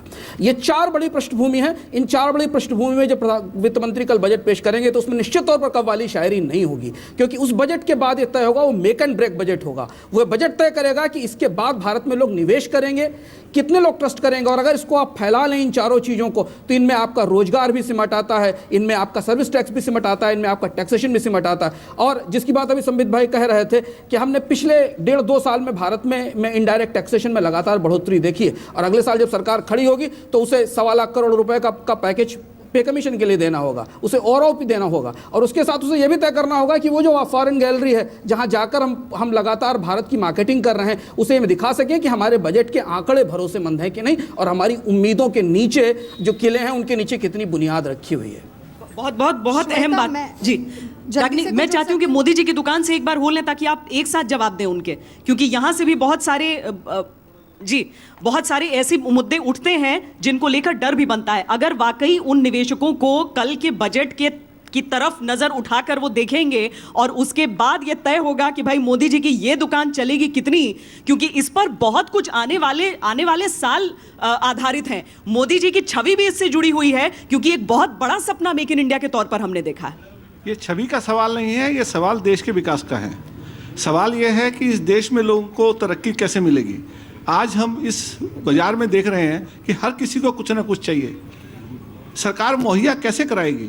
तो मैं उस सवाल को एक जवाब देना ये चाहता हूँ कि हमें अपना टैक्स एडमिनिस्ट्रेशन को भी देखना पड़ेगा। आज हम सब जानते हैं इस देश में पैरेलल इकोनॉमी चल रही है। हर कोई जानता है कि एक इकोनॉमी है जो टैक्स नहीं देती है। अगर हम उस टैक्स की तरफ बढ़ें और उस टैक्स को कलेक्ट करें तो सब लोगों को कुछ ना कुछ मिलने की अच्छी उम्मीद हो सकती है। सब सरकारों ने, खाली इस सरकार ने नहीं, सब सरकारों ने चाहा कि जीएसटी बिल आ जाए। वो एक ऐसा रिफॉर्म है जिससे टैक्स कलेक्शन बढ़ेगा। जितना भी ब्लैक मनी है वो बिल्कुल ख़त्म होगा। आज बाजार में आप जाइए, कुछ खरीदने जाइए, आप कहते हैं बिल दे दो, दुकानदार कहता है कि आपको बिल चाहिए तो एक्स्ट्रा टैक्स देना पड़ेगा। ये क्या है? ये पैरेलल इकोनॉमी है। जिस दिन आप ये जीएसटी को ले आइएगा, ये पैरेलल इकोनॉमी खत्म हो जाएगी। और ये जरूरी है कि इसको खत्म किया जाए, ताकि एक वित्त मंत्री के लिए ये जरूरी हो जाए कि ज़्यादा टैक्स कलेक्शन हो, बेस बढ़ जाए, और 5% लोगों की बजाय 20% लोगों का टैक्स। कॉर्पोरेट्स की बात हो रही है, मैं कॉर्पोरेट्स की एक कमी बताना चाहूँगा। कॉर्पोरेट्स टैक्स देते हैं, कॉर्पोरेट्स रोजगार देते हैं, बट बेचारे गरीब कॉर्पोरेट्स की दिक्कत क्या है? मैं एक कंपनी चलाता हूं, हमारे पास वोट नहीं है। ये हमारी बहुत बड़ी समस्या है इस इकोनॉमी में। और संबित भाई से एक चीज़ पूछना चाहूँगा, इनडायरेक्ट टैक्स एक्साइज कितने बार बढ़ाया जाएगा? पेट्रोल और डीजल पे याद है आपको, बार बार आप टैक्स बढ़ाते रहे हैं। इंटरनेशनल मार्केट में क्रूड ऑयल $115 पर बैरल से $30 पर बैरल आ गया। आपने पेट्रोल, जिससे स्कूटर चलता है आम आदमी का, ट्रैक्टर चलता है, डीजल से कितने बार उस पर टैक्स बढ़ाया है? और 10 सेकंड और, रागिनी जी, जीएसटी क्यों नहीं पास होने दे रहे? अगर रेट की बात है, रेट तो बाद में भी चेंज हो सकता है। जीएसटी अगर आपने शुरू किया था, कम से कम जनता को, देश को उसका फायदा तो उठाने दीजिए। रेट तो कभी भी कम हो जाता है, उस चक्कर में क्यों उसे ब्लॉक कर रहे हैं? जनरल मेहता, हम आपके पास आएंगे, लेकिन रागिनी जी आप जवाब भी देना चाह रही थी। देखिए, 2-3 बातें मैं यहाँ पर रखना चाहूंगी। सबसे पहले यहाँ पर बैठे सज्जन ने बात उठाई कि किस तरह से कॉर्पोरेट सेक्टर को 42,000 करोड़ रुपए का टैक्स एग्जेम्पशन मिलता है, पर आत्महत्या करते हुए किसानों का लोन वेवर नहीं होता है। नहीं, पहले जीएसटी का जवाब आप जवाब दूंगी, मुझे मौका तो देने। जो सवाल अभी जो बात संबित पात्रा जी ने रखी है, कुछ उस पर मैं कह दूं। 72,000 करोड़ रुपए का लोन वेवर कांग्रेस सरकार ने दिया, और इसी में फर्क पता चलता है कि किस तरह से ये सूट बूट की ही सरकार है, जो कि सबका साथ सबका विकास नहीं चाहती है। और इसी के साथ कॉर्पोरेट सेक्टर की तरफ भी देखें अगर, तो ये भाई साहब भी कह रहे हैं कि इन्हें भी परेशानी है। IIP डाउन है, मैन्युफैक्चरिंग डाउन है, एक्सपोर्ट्स डाउन है, इंपोर्ट्स डाउन है, क्रेडिट ग्रोथ डाउन है। कॉरपोरेट सेक्टर में भी चुनिंदा कुछ मित्रगण ऐसे हैं जिनको फायदा पहुंचाया जा रहा है, अन्यथा दोनों ही वर्ग जो हैं वो परेशान हैं इस सरकार और इस सरकार के टैक्स स्ट्रक्चर से। एक और बात यहां पर सामने आई कि इकोनॉमिक सर्वे ने भी कहा कि इनडायरेक्ट टैक्स करीब 35% सरकार ने बढ़ाया है। तो मैं तो समझती हूं कि हर तबके की जेब पर वार हो रहा है। अब जीएसटी की बात कर लें, बिल्कुल सही कहा, जीएसटी को आकार देने वाली कांग्रेस पार्टी है, स्वरूप देने वाली कांग्रेस पार्टी है। हम जीएसटी का विरोध नहीं कर रहे हैं, जीएसटी के कुछ प्रावधान जो कि उसकी आत्मा पर प्रहार कर रहे हैं उसको लेकर हमारी समस्या है। और अंत में आकर यही दिक्कत होती है कि ये संवाद के जरिए, समन्वय के जरिए उन प्रावधानों पर एक आम सहमति बनाकर क्यों नहीं काम। अब उसमें एक ही चीज मैं बोलूंगी, सबसे बड़ी दिक्कत जो आ रही है कि कॉन्स्टिट्यूशन में एक सीलिंग कैप क्यों नहीं लगा दिया जाता इसको लेकर। जीएसटी भी इनडायरेक्ट टैक्स है, इनडायरेक्ट टैक्स बहुत रिग्रेसिव होता है, आम आदमी की जेब पर ज्यादा उसका प्रहार होता है, तो क्यों एक अनफेयर बर्डन आना पड़े। और उस पर बार बार ये सवाल उठता है कि बड़ा अनयूजुअल है कॉन्स्टिट्यूशन में इसको लाना। तो मैं वो भी बता दूं कि आर्टिकल 276(2) में जो प्रोफेशंस के ऊपर टैक्सेशन है उसका एक हाई सीलिंग कैप लगाया हुआ है 2500 रुपए प्रति एनम, 25,000 रुपए प्रति एनम का। तो ये नहीं है कि बहुत अनयूजुअल बात है, लेकिन मंशा क्या इनकी भी है कि जीएसटी आ जाए? मंशा क्या इनकी भी है कि विपक्ष की बात सुनी जाए? जी, आपके जवाब से पहले मैं वेद जैन जी से जान लेती हूँ, मैं हमारे टैक्स मास्टर से जान लेते हैं कि जीएसटी को लेकर जो आशंकाएं रागिनी रख रही हैं यहाँ पर, उन चीजों से परे क्या ये हकीकत नहीं है कि जीएसटी अगर आ जाए तो शायद जो महंगाई जिसकी बढ़ती की बात कर रहे हैं वो सारी चीजें कम होंगी? देखिए श्वेता जी, एक बहुत राजनीति डिबेट में जाने के बजाय एक अच्छा सवाल जो आ रहा है, देखिए सब लोगों की डिमांड है कि उनको पैसा चाहिए, उनको कंसेशन चाहिए। अगर पैसा चाहिए, टैक्स कंसेशन चाहिए, रोल की बात हो रही है, रागिनी जी ने भी कहा कि डिक्लाइन है, इकोनॉमिक डाउन है। हमें इस बात को समझना पड़ेगा कि आज की विश्व की इकोनॉमिक व्यवस्था क्या है, स्थिति क्या है।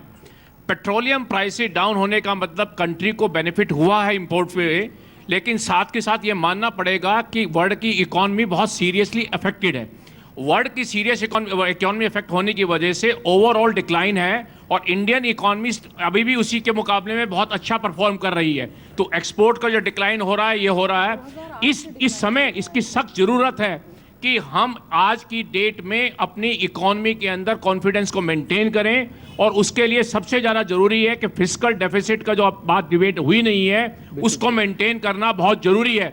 अगर आपकी इकॉनमी में कॉन्फिडेंस नहीं रहेगा तो आपकी इकॉनमी के अंदर जो आज की डेट में व्यवस्था नज़र आएगी ये सर्वाइव नहीं कर पाएगी। जो जीएसटी का सवाल है, मुद्दा मेन मुद्दा है, मेरा सिर्फ एक सवाल है। हम सब लोग बाहर बैठ के ये कहते हैं कि जीएसटी एक अच्छी चीज़ है, जीएसटी इंडिया की इकॉनमी के लिए बहुत ज़रूरी है, जीएसटी हमारी जीडीपी को कम से कम 1% से बढ़ा देगा, लेकिन जब हम पार्लियामेंट के अंदर जाते कहते हैं तो हम कहते हैं इसको पास नहीं करेंगे। लेकिन जो एक मुद्दा 18% पे मेरे हिसाब से जो अटका हुआ है कि कॉन्स्टिट्यूशन में ये प्रोविजन चाह रहे हैं कि 18% रखा जाए या नहीं रखा जाए, ये मेरे हिसाब से इतना बड़ा मुद्दा नहीं है जिसके लिए इतने अच्छे सुधार को रोक लिया जाए। दोनों पार्टियों को बैठ के इसके लिए रास्ता निकालना चाहिए। 18% ऐसा कोई सैक्रोसैक्ट नहीं है कि इसको कॉन्स्टिट्यूशन में रखा जाए, नहीं रखा जाए, क्योंकि अगर कभी रेट बढ़ाना भी पड़ा 18% से तो फिर भी पार्लियामेंट के पास तो आना ही पड़ेगा। सिर्फ सवाल इतना है कि वो फिस्कल बिल होने की वजह से, फिस्कल कॉन्स्टिट्यूशन होने की वजह से शायद लोकसभा से ही पास हो जाए, राज्यसभा की शायद जरूरत नहीं पड़े, इस वजह से शायद ये डिबेट अटकी हुई है। देखिए, पहले बिल्कुल आपने सही कहा कि ग्लोबल परिस्थिति को समझना पड़ेगा। मैं तो आपके कैमरामैन को कहूंगा कि इसको जूम करके दिखाए। जिस ब्रिक्स के बारे में नरेंद्र मोदी जी हमेशा कहते हैं कि उस ब्रिक्स की परिस्थिति को देखिए। यह ब्रिक्स की परिस्थिति पहले थी जहां लाल चाइना कितना आगे था, हम पीछे थे और बाकी सारे कंट्रीज आगे थे। आप देखिए अब बाकी सारी कंट्रीज धराशायी हो चुकी हैं, चाइना भी नीचे गिर गया है, मगर इंडिया इज सर्जिंग अहेड। ये अपने आप में छोटी बात नहीं है, क्योंकि मैं ड्राइंग के माध्यम से दिखा रहा हूं ताकि साधारण लोग इसे समझ सके कि इतनी विपरीत हवा में भी हिंदुस्तान की जो इकोनॉमी है वो कैसे आगे बढ़ रही है, thanks to the vision of mister Modi. दूसरी बात, एनपीए की बात हुई। एनपीए बहुत डिस्कशन में है आजकल, नॉन परफॉर्मिंग एसेट्स। देखिए, यहां बुद्धिजीवी बैठे हैं, हर कोई जानता है कि किसी प्रोजेक्ट को एनपीए बनने में कम से कम 2 वर्ष तो लगता ही है। तो thanks to Ragini ji and the party of Congress कि किस प्रकार की विरासत हमें मिला है, उस विरासत को हमें समेटना है, संवारना है। 6.9% जीडीपी की विरासत भी आपको मिली। मैडम प्लीज, मैडम मैं हाथ उठा के बोल रहा था, मेरी आप भी हाथ उठा के टाइम मांगिए। तीसरी बात, आपने यहाँ पे बड़ा विषय आपने रखा, कि क्या एग्रीकल्चर गरीब एक लाइन खींच गई है अमीरों और गरीबों के बीच में? मैं आपको बोल रहा हूं, this government is massively pro poor as well as massively pro market. ये आप मार्केट को और गरीबों को अलग अलग मत कर दीजिए, दोनों को आगे बढ़ाना है साथ में। अगर मार्केट ठीक नहीं होगा तो बाकी एम्प्लॉयमेंट जनरेशन कहां से होगा? एम्प्लॉयमेंट तो यहीं से आना है। दोनों चीजों के समन्वय को बना के आगे बढ़ना है। 2.5 करोड़ नौकरियां आप देने वाले थे, 10,000 तक टारगेट पहुंचा नहीं।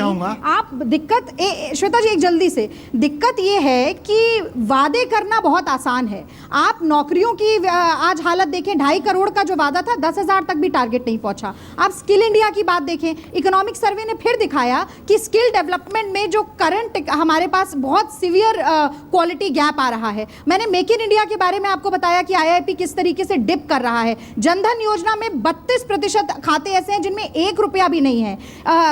62 लाख 2 योजना 2 करोड़ टॉयलेट बनाने की बात पिछले बजट में हुई थी, 62 लाख टॉयलेट बन पाए हैं। तो आप आज प्रतिज्ञा ले लीजिए, लेकिन आपका ट्रैक रिकॉर्ड जो रहा है उसी के हिसाब से तो देखा जाएगा ना कि आगे भी आप किस तरीके से पूर्ति करेंगे वादों की। अनिल जी, अच्छा, NPS के बारे में सवाल मैं पूछ रहा हूँ और कह भी रहा हूँ। एक्चुअली जब से बैंकों का नेशनलाइजेशन हुआ, हिंदुस्तान का कोई भी ऐसा फाइनेंशियल इंस्टीट्यूशंस नहीं है जो गवर्नमेंट अंडरटेकिंग है या प्राइवेट बैंक से जिनकी स्थिति खराब रही है। मुझे एक सवाल का जवाब पूछना है कि पहले NPS 6 मंथ था, पहले बैंक बहुत लिबरल लोन्स देती थी, आज NPO को घटा करके 3 महीना कर दिया गया। 3 महीना करके फिर SMA 1, SMA 2 हम यूरोपियन कंट्री से चुरा के अपने मॉनेटरी पॉलिसी इंडिया में थोप दिए, जहाँ पे लेंडिंग रेट 2%, 1.5% एंड 3% है, यहाँ का लेंडिंग रेट 16% है।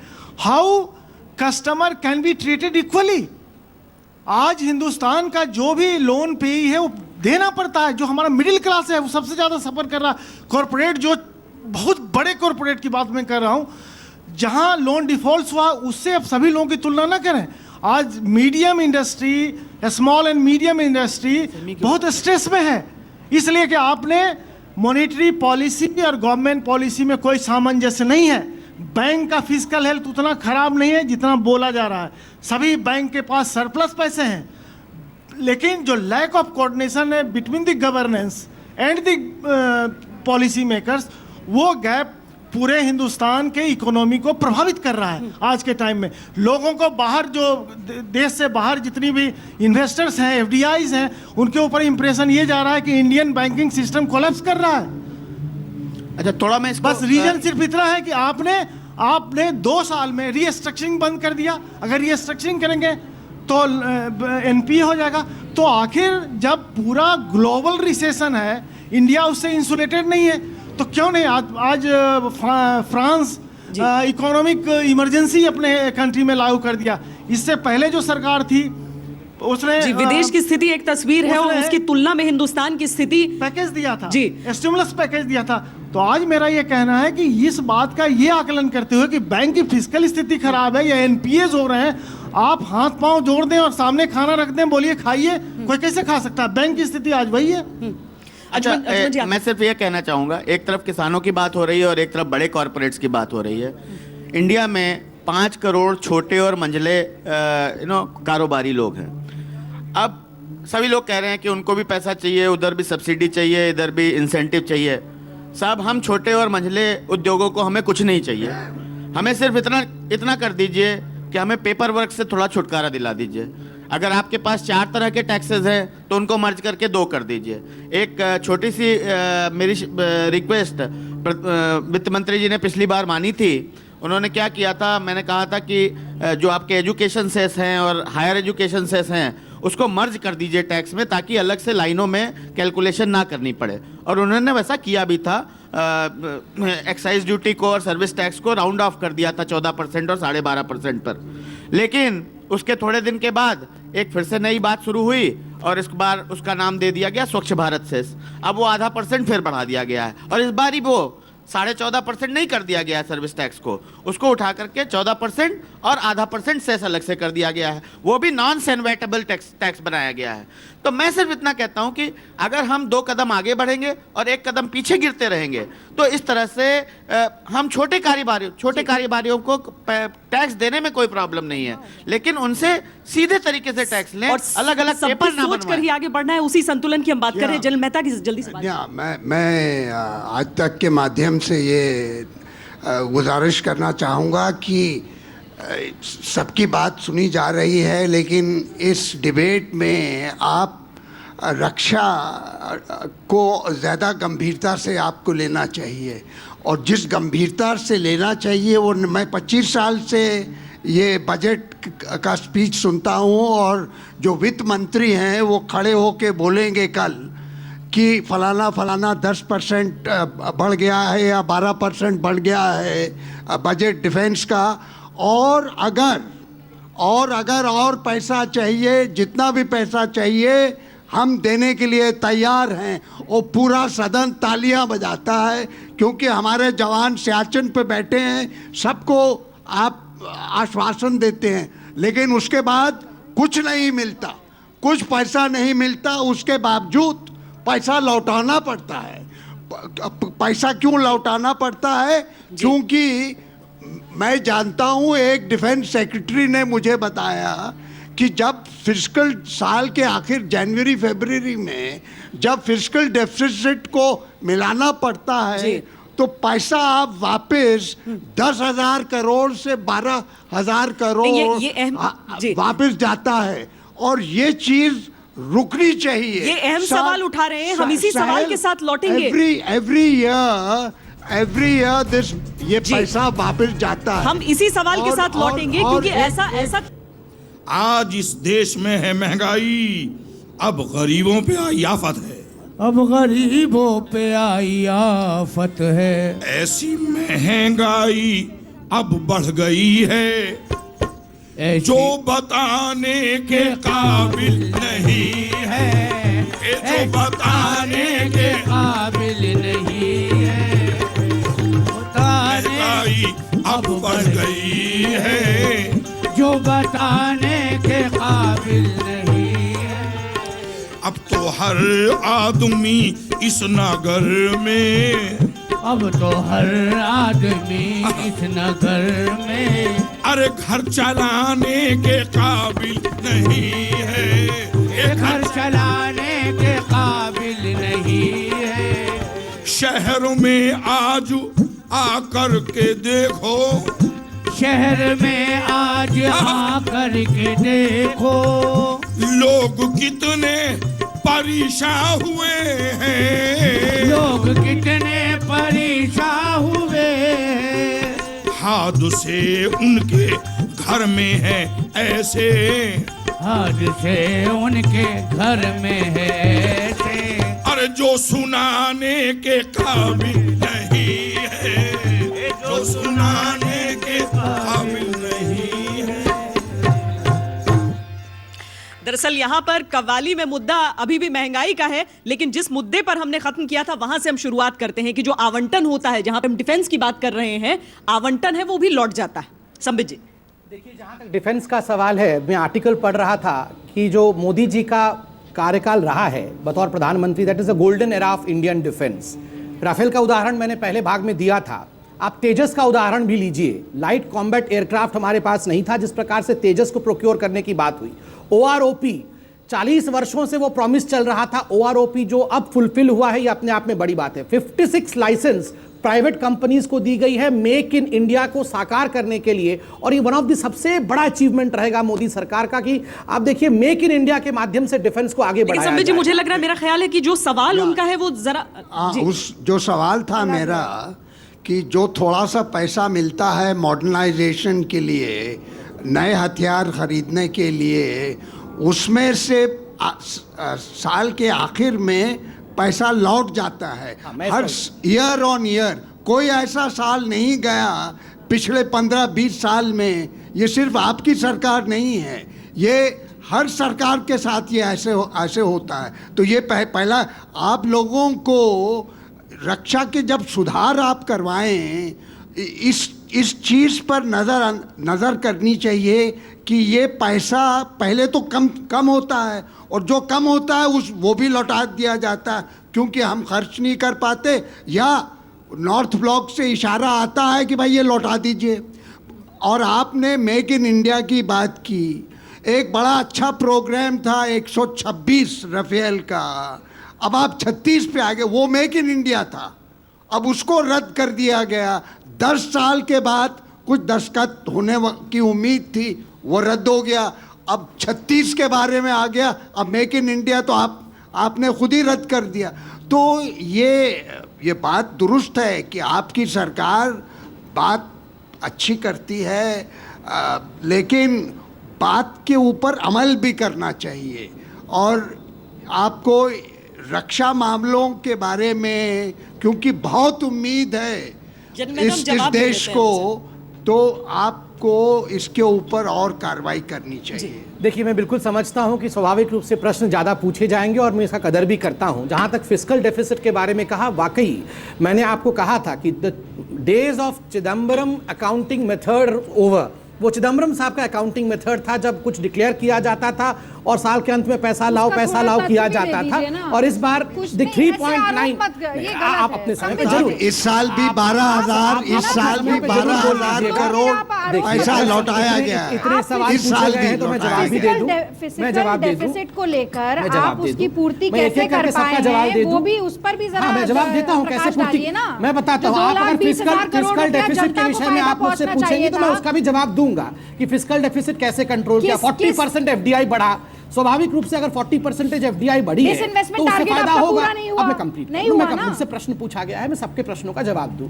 आपने स्मॉल स्केल इंडस्ट्रीज के विषय में पूछा है मुझे। आप देखिए किस प्रकार स्मॉल स्केल इंडस्ट्रीज को आगे बढ़ाना है। मुद्रा एक ऐसा प्रोजेक्ट है जिसके माध्यम से साधारण व्यक्ति को, माइनॉरिटीज को, दलितों को किस प्रकार अपने पैरों पे छोटे छोटे इकाई खोल के खड़े होने का मौका। 2 करोड़ लोग इसके बेनिफिशियरी हैं। 1 लाख करोड़ रुपए अभी तक वितरित हो चुका है।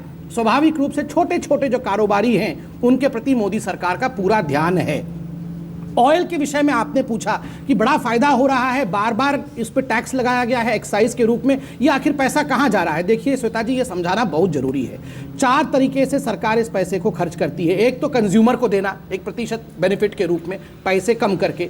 दूसरा, मैंने जैसे आपको कहा, ग्रामीण सड़कों पे जो कि ठप हो चुका था, हाईवे बिल्कुल ठप था, उस पर खर्च करना अनिवार्य है। तीसरा है जो ऑयल कंपनीज है, जो oil company, madam please madam consumer को आप कितना बेनिफिट दे रहे हैं ये भी बताइए ना। वो सड़क पे भी तो कंज्यूमर ही चलेगा, आप जेब सीधी काट रहे हैं। वो सड़क पे भी कंज्यूमर चलेगा, याद रखिए। 2,20,000 करोड़ में से 40,000 करोड़ रुपए वो सड़क पे कौन चलेगा? और 9 बार एक्साइज ड्यूटी आज तक पे आई है, कैसे आप ये महंगाई, इतनी बार महंगाई पे कवाली क्यों हो रही है? खर्चा हुआ है, आप लोगों ने सड़क पे गड्ढे बनाए, हमने गड्ढों पे सड़क बनाई, ये फर्क है। गड्ढे और सड़क छोड़ दीजिए, खैर छोड़ दीजिए। आपने जितने लोगों ने सवाल पूछे वो इसीलिए पूछ रहे हैं क्योंकि आप अपने वादों पर खरा नहीं उतर पा रहे हैं। वो सवाल इसलिए पूछ रहे हैं क्योंकि उनको पता है आप लोगों ने 65 वर्षों तक क्या किया। आप बजट आवंटन की बात कर रहे हैं। शिक्षा जैसे महत्वपूर्ण क्षेत्र में 14.5% आपने पिछली बार 65 वर्षों तक बोला, अब हमें बोलने दीजिए। आप शिक्षा के क्षेत्र में बताइए। देखिए, वो मनमोहन थे या मोदी हैं, ये फर्क जान लीजिए। ये मनमोहन थे, मनमोहन जी बिना बोले काम ज्यादा करते थे। 14-15 लाख करोड़ रुपए खा गए देश के, ये काम करते थे। अरे तो 14-15 राजनीतिक आरोपों पर आ जाए तो ऐसा ही आरोप आप लगाते रहे। 10 सेकंड कंप्लीट कर लूं, बीच में बोल, ये उचित बात नहीं है। मैं एक बार बता दूं, सर ने कहा कि कल वित्त मंत्री खड़े होंगे, क्या कॉन्फिडेंस के साथ बोलेंगे? मैं आपको बताता हूं, बजट के बारे में मैं नहीं जानता, वित्त मंत्री जानते हैं। मगर कल जब वित्त मंत्री खड़े होंगे और वो देश के लोगों से आंखें चार करेंगे, वो कॉन्फिडेंस के साथ, एक चवन्नी देश का नहीं खाया है इस सरकार ने, पिछली सरकार ने 14-15 लाख करोड़ रुपए खाए थे। इसलिए कॉन्फिडेंस के साथ, किसी के जेब में छेद नहीं किया है इस सरकार ने, किसी का चवन्नी नहीं लूटा है इस सरकार ने। इसलिए कॉन्फिडेंस के साथ आंख मिला के आगे बढ़ेंगे। निर्लज्जता है। अच्छा निर्लजता होता है 1,75,000 करोड़ रुपए लूट लेना।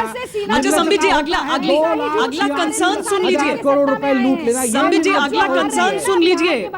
मोदी जी की दुकान से अगला कंसर्न सुन लीजिए। श्वेता जी, मैं ये कहना चाहूंगा, मैं आश्चर्य हूं कि हमने सबकी बात की, मेक इन इंडिया की बात की, एग्रीकल्चर की बात की, लेकिन जो दूसरा सबसे इंपॉर्टेंट मुद्दा है, मैं डॉक्टर हूं तो मुझे लगता है हेल्थ केयर है। हेल्थ केयर पे इस सरकार ने, मेरा अपना मानना है, इस सरकार ने बहुत अच्छे काम किए हैं, लेकिन हेल्थ केयर एक ऐसा एजेंडा है, आज भी हमारे देश का जो हेल्थ केयर इंफ्रास्ट्रक्चर है वो बहुत ज़्यादा वीक है। हमारे पास कोई यूनिवर्सल इंश्योरेंस पॉलिसी नहीं है। हमारे पब्लिक हॉस्पिटल्स की हालत आप और मैं सब जानते हैं कितनी ज़्यादा खराब हो चुकी है। मैं मानता हूँ एम्स एक ऐसा हॉस्पिटल है जहाँ पे इन लोगों ने काफ़ी ज़्यादा एफर्ट्स डाले हैं, लेकिन स्टिल हमारे पब्लिक हॉस्पिटल्स। और एक दूसरा है एजुकेशन, जो हमारी नींव बनाता है, जो हमारा सबसे इंपॉर्टेंट बेस ऑन फोकस होना चाहिए, वो एजुकेशन है। मैं चाहता हूँ ये दो चीज़ें हैं जो बस ये हेल्थ केयर पे एक चीज़ और ऐड करना चाहूँगा।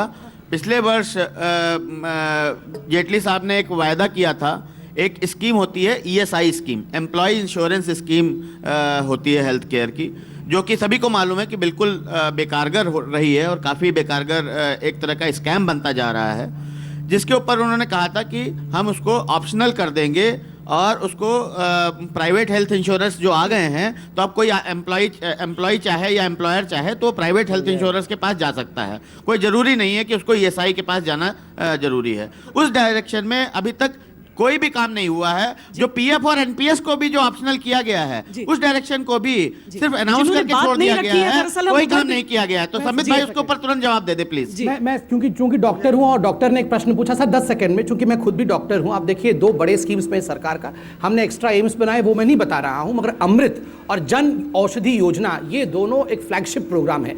अमृत के माध्यम से जो लाइफ सेविंग ड्रग्स हैं और जो कैंसर और कार्डियोवैस्कुलर ड्रग्स हैं, उन पे 60 से 90% तक का डिस्काउंट। जो रिलायबल इम्प्लांट्स हैं, जो हार्ट में भी लगते हैं और बाकी जगह भी लगते हैं, उन इम्प्लांट्स पे 60 से 90% तक का डिस्काउंट। जन औषधालय, जो पूरे देश में 3000 जन औषधालय खोलने की बात की गई है, दिल्ली में आरंभ भी हो गया है, कई जगह आरंभ भी हो गया है, जिसमें डिस्काउंटेड रेट में एसेंशियल मेडिसिन मिल रही है। ये पहले किसी सरकार ने नहीं किया, मोदी सरकार कह रहे हैं कि दवाइयों की कीमत भी ऊपर होगी। संबित भाई, आपकी सरकार पहले कहती है चाइना की वजह से जो ग्लोबल मेल्टडाउन है, हमारे लिए ग्रोथ की बहुत बड़ी अपॉर्चुनिटी है। इकोनॉमिक सर्वे में कहा जा रहा है कि इसकी वजह से हमारी GDP ग्रोथ कम हो सकती है। ये कॉन्ट्राडिक्शन क्यों, जरा समझा दीजिए। ग्लोबल मेल्टडाउन अपॉर्चुनिटी है या डरने का वक्त है? प्लीज मेरा ज्ञानवर्धन कीजिए। देखिए, इसमें कोई दो मत नहीं है कि जब भी ग्लोबल मेल्टडाउन हो, ग्लोबल परिस्थितियां खराब हो, बुद्धिमान इकोनॉमिस्ट और बुद्धिमान कंट्री वही होता है जो उसको अपॉर्चुनिटी के रूप में देखे और उसमें अपने परचम को पूरे विश्व में लहराए। और इसीलिए आज जो मैंने आपको तस्वीर दिखाई थी ब्रिक्स में, इस अपॉर्चुनिटी को हमने सेंस भी किया है। और यहाँ इकोनॉमिस्ट बैठे हैं, उनसे पूछिए, वो कहेंगे the Indian economics basis is always right. जो हमारा बेसिक्स है वो हमेशा मजबूत है, fundamentals are always right in India, and that's the reason as to why हमारी इकोनॉमिक्स कभी गिरेगी नहीं। हम परचम लहराएंगे पूरे विश्व में, और मोदी जी के जो विजन है, उस विजन को लेकर पूरा हिंदुस्तान, थोड़ा संतुलन, 21st century is going to be थोड़ा संतुलन। आप हमेशा विक्टिम प्लेइंग मत किया करिए। जी, मैं ये फिर से दोहराना चाहूँगा कि विजन सफिशिएंट नहीं है अपने आप में, और मिशन जरूर सफिशिएंट नहीं है, इसकी एक प्रक्रिया बनानी आवश्यक है। मुझे चिंता हो रही है कि जैसे कि आपने स्वच्छ भारत अभियान शुरू किया, MCD ने स्ट्राइक कर दी और दिल्ली बिल्कुल उसमें चला गया, और यही हाउसिंग फॉर ऑल, यही अर्बन ट्रांसफॉर्मेशन, और ये सारी की सारी चीज़ें ऐसी हैं जो कि बड़ी चिंताजनक हैं। और इसके लिए जो रेमेडी है वो हार्ड इकोनॉमिक्स या फाइनेंस नहीं है। इसके लिए 3 चीज़ें चाहिए: ऑप्टिमाइजेशन ऑफ रिसोर्सेज, संसाधन, ऑप्टिमाइजेशन ऑफ टेक्नोलॉजी, तकनीक, और ऑप्टिमाइजेशन ऑफ प्रोसेस, जैसे करप्शन ना हो, प्रोसेस आपके स्ट्रीमलाइन हो जाएं, अप्रूवल में टाइम ना लगे, आपकी जितनी ये प्रक्रिया पेपर वर्क की कम से कम हो, कंप्यूटराइज सिस्टम हो। तो ये 3 चीज़ें, ये मेरा एक सुझाव है बजट में। दरअसल हम एक साथ जवाब ले रहे थे। अंजुमन से में समझनी पड़ेगी, एक बेचारा बजट इतनी सारी उम्मीदें नहीं संभाल पाता, और ना कभी किसी एक बजट से इतनी सारी उम्मीदें संभलती हैं। हमें ये बात समझनी पड़ेगी, जो बात संबित जी शायद अपने जवाब में बताना चाहेंगे, कि ये देश नीति और नारों में फ़र्क समझता है, फैक्ट्स और फैंटेसी में फ़र्क समझता है, दोनों चीज़ों में। इस समय 3 तरीके की रिसेशन है। पहली जॉब रिसेशन है। मैं पिछले 1 साल से ढूंढ रहा हूं कि सरकार ये आंकड़ा तो दे कम से कम कि कितने जॉब ऐड हुए हैं, कितने रोजगार बढ़े हैं, इसका कोई तथ्यपरक आंकड़ा आए। पहली रिसेशन। दूसरी रिसेशन बैलेंस शीट्स में है। व्यक्ति की निजी बैलेंस शीट हो, चाहे आपके घर के खर्च की बैलेंस शीट हो, और कंपनियों की बैलेंस शीट हो, बैंकों की बैलेंस शीट हो, तो हम ट्रिपल बैलेंस शीट रिसेशन में। और तीसरी जो सबसे बड़ी चुनौती है, जहां पर आकर ये बजट कल पढ़ा जाएगा, वो ये है कि हम क्या क्रेडिबल हो पा रहे हैं। विश्वसनीयता की चुनौती है। और कल वित्त मंत्री बड़ी बड़ी बातें ना करें, वो कोई 10 मिशन घोषित ना करें, वे ऐसा बजट पेश करें जिस पर ट्रस्ट किया जा सके, ऐसा लगे कि वो ऐसे लक्ष्य रख रहे हैं जिनको उम्मीद के साथ हासिल किया जा सके। हालांकि इतनी बड़ी आबादी और सबके लिए विश्वसनीय हो पाना अपने आप में बहुत बड़ी उम्मीदों और उदासीनता के बीच इस साल का बजट कैसा हो सकता है, उस पर हम चर्चा कर रहे हैं। और जल्दी से अपने टैक्स मास्टर के दुकान पर हम चलते हैं और वहां की बात हम आखिर में जानते हैं। अभी पूरे डिस्कशन में एक चीज़ देखा गया कि 2 पॉइंट पे बहुत इंपॉर्टेंट था, एक तो एफडीआई और ग्लोबल इमेज। तो अगर एफडीआई की बात करें तो स्टार्टअप को लेके एक बहुत बड़ा हो सकता है कल अनाउंसमेंट देखने को मिले कि अगर कोई स्टार्टअप में पैसा लगाता है तो उसको कैपिटल गेन, और साथ के साथ जब वो पैसा निकाले और फिर नए स्टार्टअप में लगाता है तो उस पर कोई टैक्स नहीं लगेगा। साथ के साथ एनआरआई की पॉइंट पे हो सकता है कि ये देखने को मिले कि जब एनआरआई इंडिया में पैसा रेमिट करता है उस समय उस पर सर्विस टैक्स लगता है, जो कि एक बहुत बड़ा कॉम्पोनेंट होता है। कल हो सकता है कि उसमें भी एक थोड़ा सा रियायत देखने को मिल सकता है। साथ के साथ मैट में भी ये हो सकता है कि हमें 50% का रिबेट दिया जा सके। जी चलिए, बाकी जगह से उम्मीदें आती हैं, यहाँ से आ जाता है कि क्या होने वाला है। हाँ। देखिए, अभी जो हेल्थ के बारे में बात हो रही थी, तो कल बजट में 2 इंपॉर्टेंट अनाउंसमेंट मेरे हिसाब से आ सकती हैं। एक, जो एम्प्लॉइज़ को आज की डेट में 15,000 रुपये की छूट मिलती है मेडिकल रिम्बर्समेंट की, उसको बढ़ाने की कोशिश है, शायद 50,000 रुपये तक की हम उम्मीद कर सकते हैं। और दूसरी, जो मेडिकल इंश्योरेंस की मेडिक्लेम की बात करते हैं, जो पिछले साल 15 से 25,000 बढ़ाया था, उसको भी बढ़ाने की कोशिश की जा सकती है। और तीसरी चीज़ जो सब बातों का जवाब दे सकती है, क्योंकि हर एक आदमी को इंफ्रास्ट्रक्चर के लिए पैसे चाहिए, तो कल इंफ्रास्ट्रक्चर बॉन्ड की भी अनाउंसमेंट आ सकती है कि उसमें जो निवेश किया जाएगा उसके ऊपर एक 50,000 रुपए से 1 लाख रुपए तक की छूट अलग से मिल सकती है। पैसे भी आने की जरूरत सकती है। हम बहुत छोटे में आप सबसे जान लेना चाहते हैं, क्योंकि जितनी भी एक्सपेक्टेशंस की बात हो रही है और इंडिकेशंस की बात हो रही है, वो कम से कम गांव आज तक के लिए नहीं आ रही हैं। तो आप लोग क्या उम्मीद कर रहे हैं? बहुत छोटे छोटे में एक वाक्य में सबसे तीनों से जान लेना चाहते हैं। देखिए, उम्मीद की बात तो ये है कि मेरे सामने ये बकरियां हैं, आप देख रहे हैं, ये गांव का सीन है।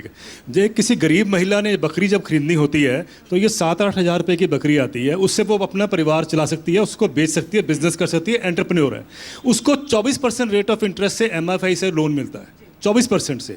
अपोलो हॉस्पिटल को मिलेगा तो 0.1% पे मिलेगा, अगर टाटास को मिलेगा 0.1% पे मिलेगा। तो अगर इसको इसकी तरफ भी देखें, इसको 0.1% पे दीजिए। आप देखिए, 1 मिनट और, वो कुम्हार साहब बैठे थे वहां पर, कुम्हार के लिए तो जमीन जो मिलती है अब नहीं मिलती है। अगर वो बड़ी कंपनी को देनी है तो 1 रुपया पर स्क्वायर मीटर पर जमीन मिलती है। अगर उसको 10 बाई 10 जमीन चाहिए, अगर आप 100 रुपए में दे दें, आप देखिए देश का कितना बड़ा जो एंटरप्रेन्योरशिप है सामने आ जाएगा। माफ कीजिएगा सर, वक्त खत्म हो रहा है, इसीलिए इन बातों का जवाब ले लेना जरूरी है।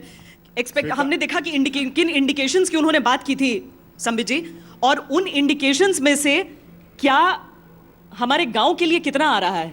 कुछ आने वाला है? बजट की उम्मीद करें वहां से। देखिए, मोदी जी ने पहले दिन ही कहा था जब वो पार्लियामेंट में गए, पार्लियामेंट को नमन करते हुए, कि ये गरीबों की सरकार है। और मैं जानता नहीं हूँ बजट में क्या होगा, मगर इतना मैं ऐलान कर सकता हूँ कि गरीबों के लिए ही होगा। जो कुछ भी होगा गरीबों को ध्यान में रखते हुए कि एक भी व्यक्ति पीछे ना छूट जाए। दूसरी बात, पॉपुलर बजट या पॉपुलिस्ट बजट, यह भी हमें ध्यान रखना है। मैं अरुण जी के भाषण से चंद शब्द चुराऊंगा। जब पहला बजट उन्होंने दिया था, उससे पहले उन्होंने कहा था कि क्या आप बजट में बिग बैंग रिफॉर्म चाहते हैं? उनका मानना है कि बिग बैंग रिफॉर्म कुछ नहीं होता है कि एक दिन धमाका हो और उसके बाद सब कुछ शांत हो जाए। Reform is ongoing process. Reform जो होता है वो 365 दिन 24/7 हमेशा रिफॉर्म होते रहना चाहिए। तीसरी बात, क्रेडिबिलिटी की बात सर ने कही। आप देखिए, the country has transformed from a under achiever prime minister to a man of action. तो हमें याद रखना चाहिए कि अब अंडर अचीवर प्राइम मिनिस्टर नहीं है, अब man of action mister Modi is the prime minister. अपनी बात आपने कह दी, इसलिए आप रागिनी की बात का जवाब नहीं दे पाएंगे, उनसे ही हम खत्म करेंगे इस शो को। जी, 10 साल कोalition गवर्नमेंट चलाने वाले व्यक्ति को जो 8 से भी ज़्यादा जीडीपी को ले गए, उन्हें अंडर अचीवर मानते हैं तो मानते रहें। वो उसके बारे में टिप्पणी ना ही करें तो अच्छा है। मोदी जी की खासियत मैं पहले ही बता चुकी हूँ, कहते ज़्यादा हैं काम कम करते हैं। लेकिन सकारात्मक पहलू पे ख़त्म करूँगी और ये कहूँगी कि सड़क, पानी, बिजली, रोटी, कपड़ा, मकान, इसको लेकर आम आदमी की, गरीब व्यक्तियों की बहुत बड़ी अपेक्षाएं हैं इस सरकार से। और वो इसलिए क्योंकि प्रचंड बहुमत 300 कमल खिलाने वाला बहुमत इस सरकार को दिया था, उस पर खरे उतरे और देश में सच में जिस दिशा में ले जाने की अच्छे दिन की बात कही थी, उसकी शुरुआत का पहला कदम अब उठा लें। बाजार की दुकानें बंद होने का अब वक्त हो गया है और एक कंसेशन आपके लिए भी आ सकती है, स्पेशल आपके लिए, रागनी जी के लिए भी आ सकती है, वुमेन्स रिबेट महिलाओं के लिए। चलिए हम देखते हैं कि क्या क्या होने वाला है कल, किसकी किसकी उम्मीदें कल पूरी होने वाली हैं, क्योंकि उम्मीदें तमाम हैं। किसकी जेब से ये कटकर सबकी उम्मीदें पूरी होंगी ये भी देखना होगा। बजट के लिए खास इंतजाम हमने किए हैं। सवेरे से कल जुड़ जाइएगा हमारे साथ। हमारा ये बजट बाजार बहुत सुबह सुबह खुलेगा। आप देखते रहिए आज तक।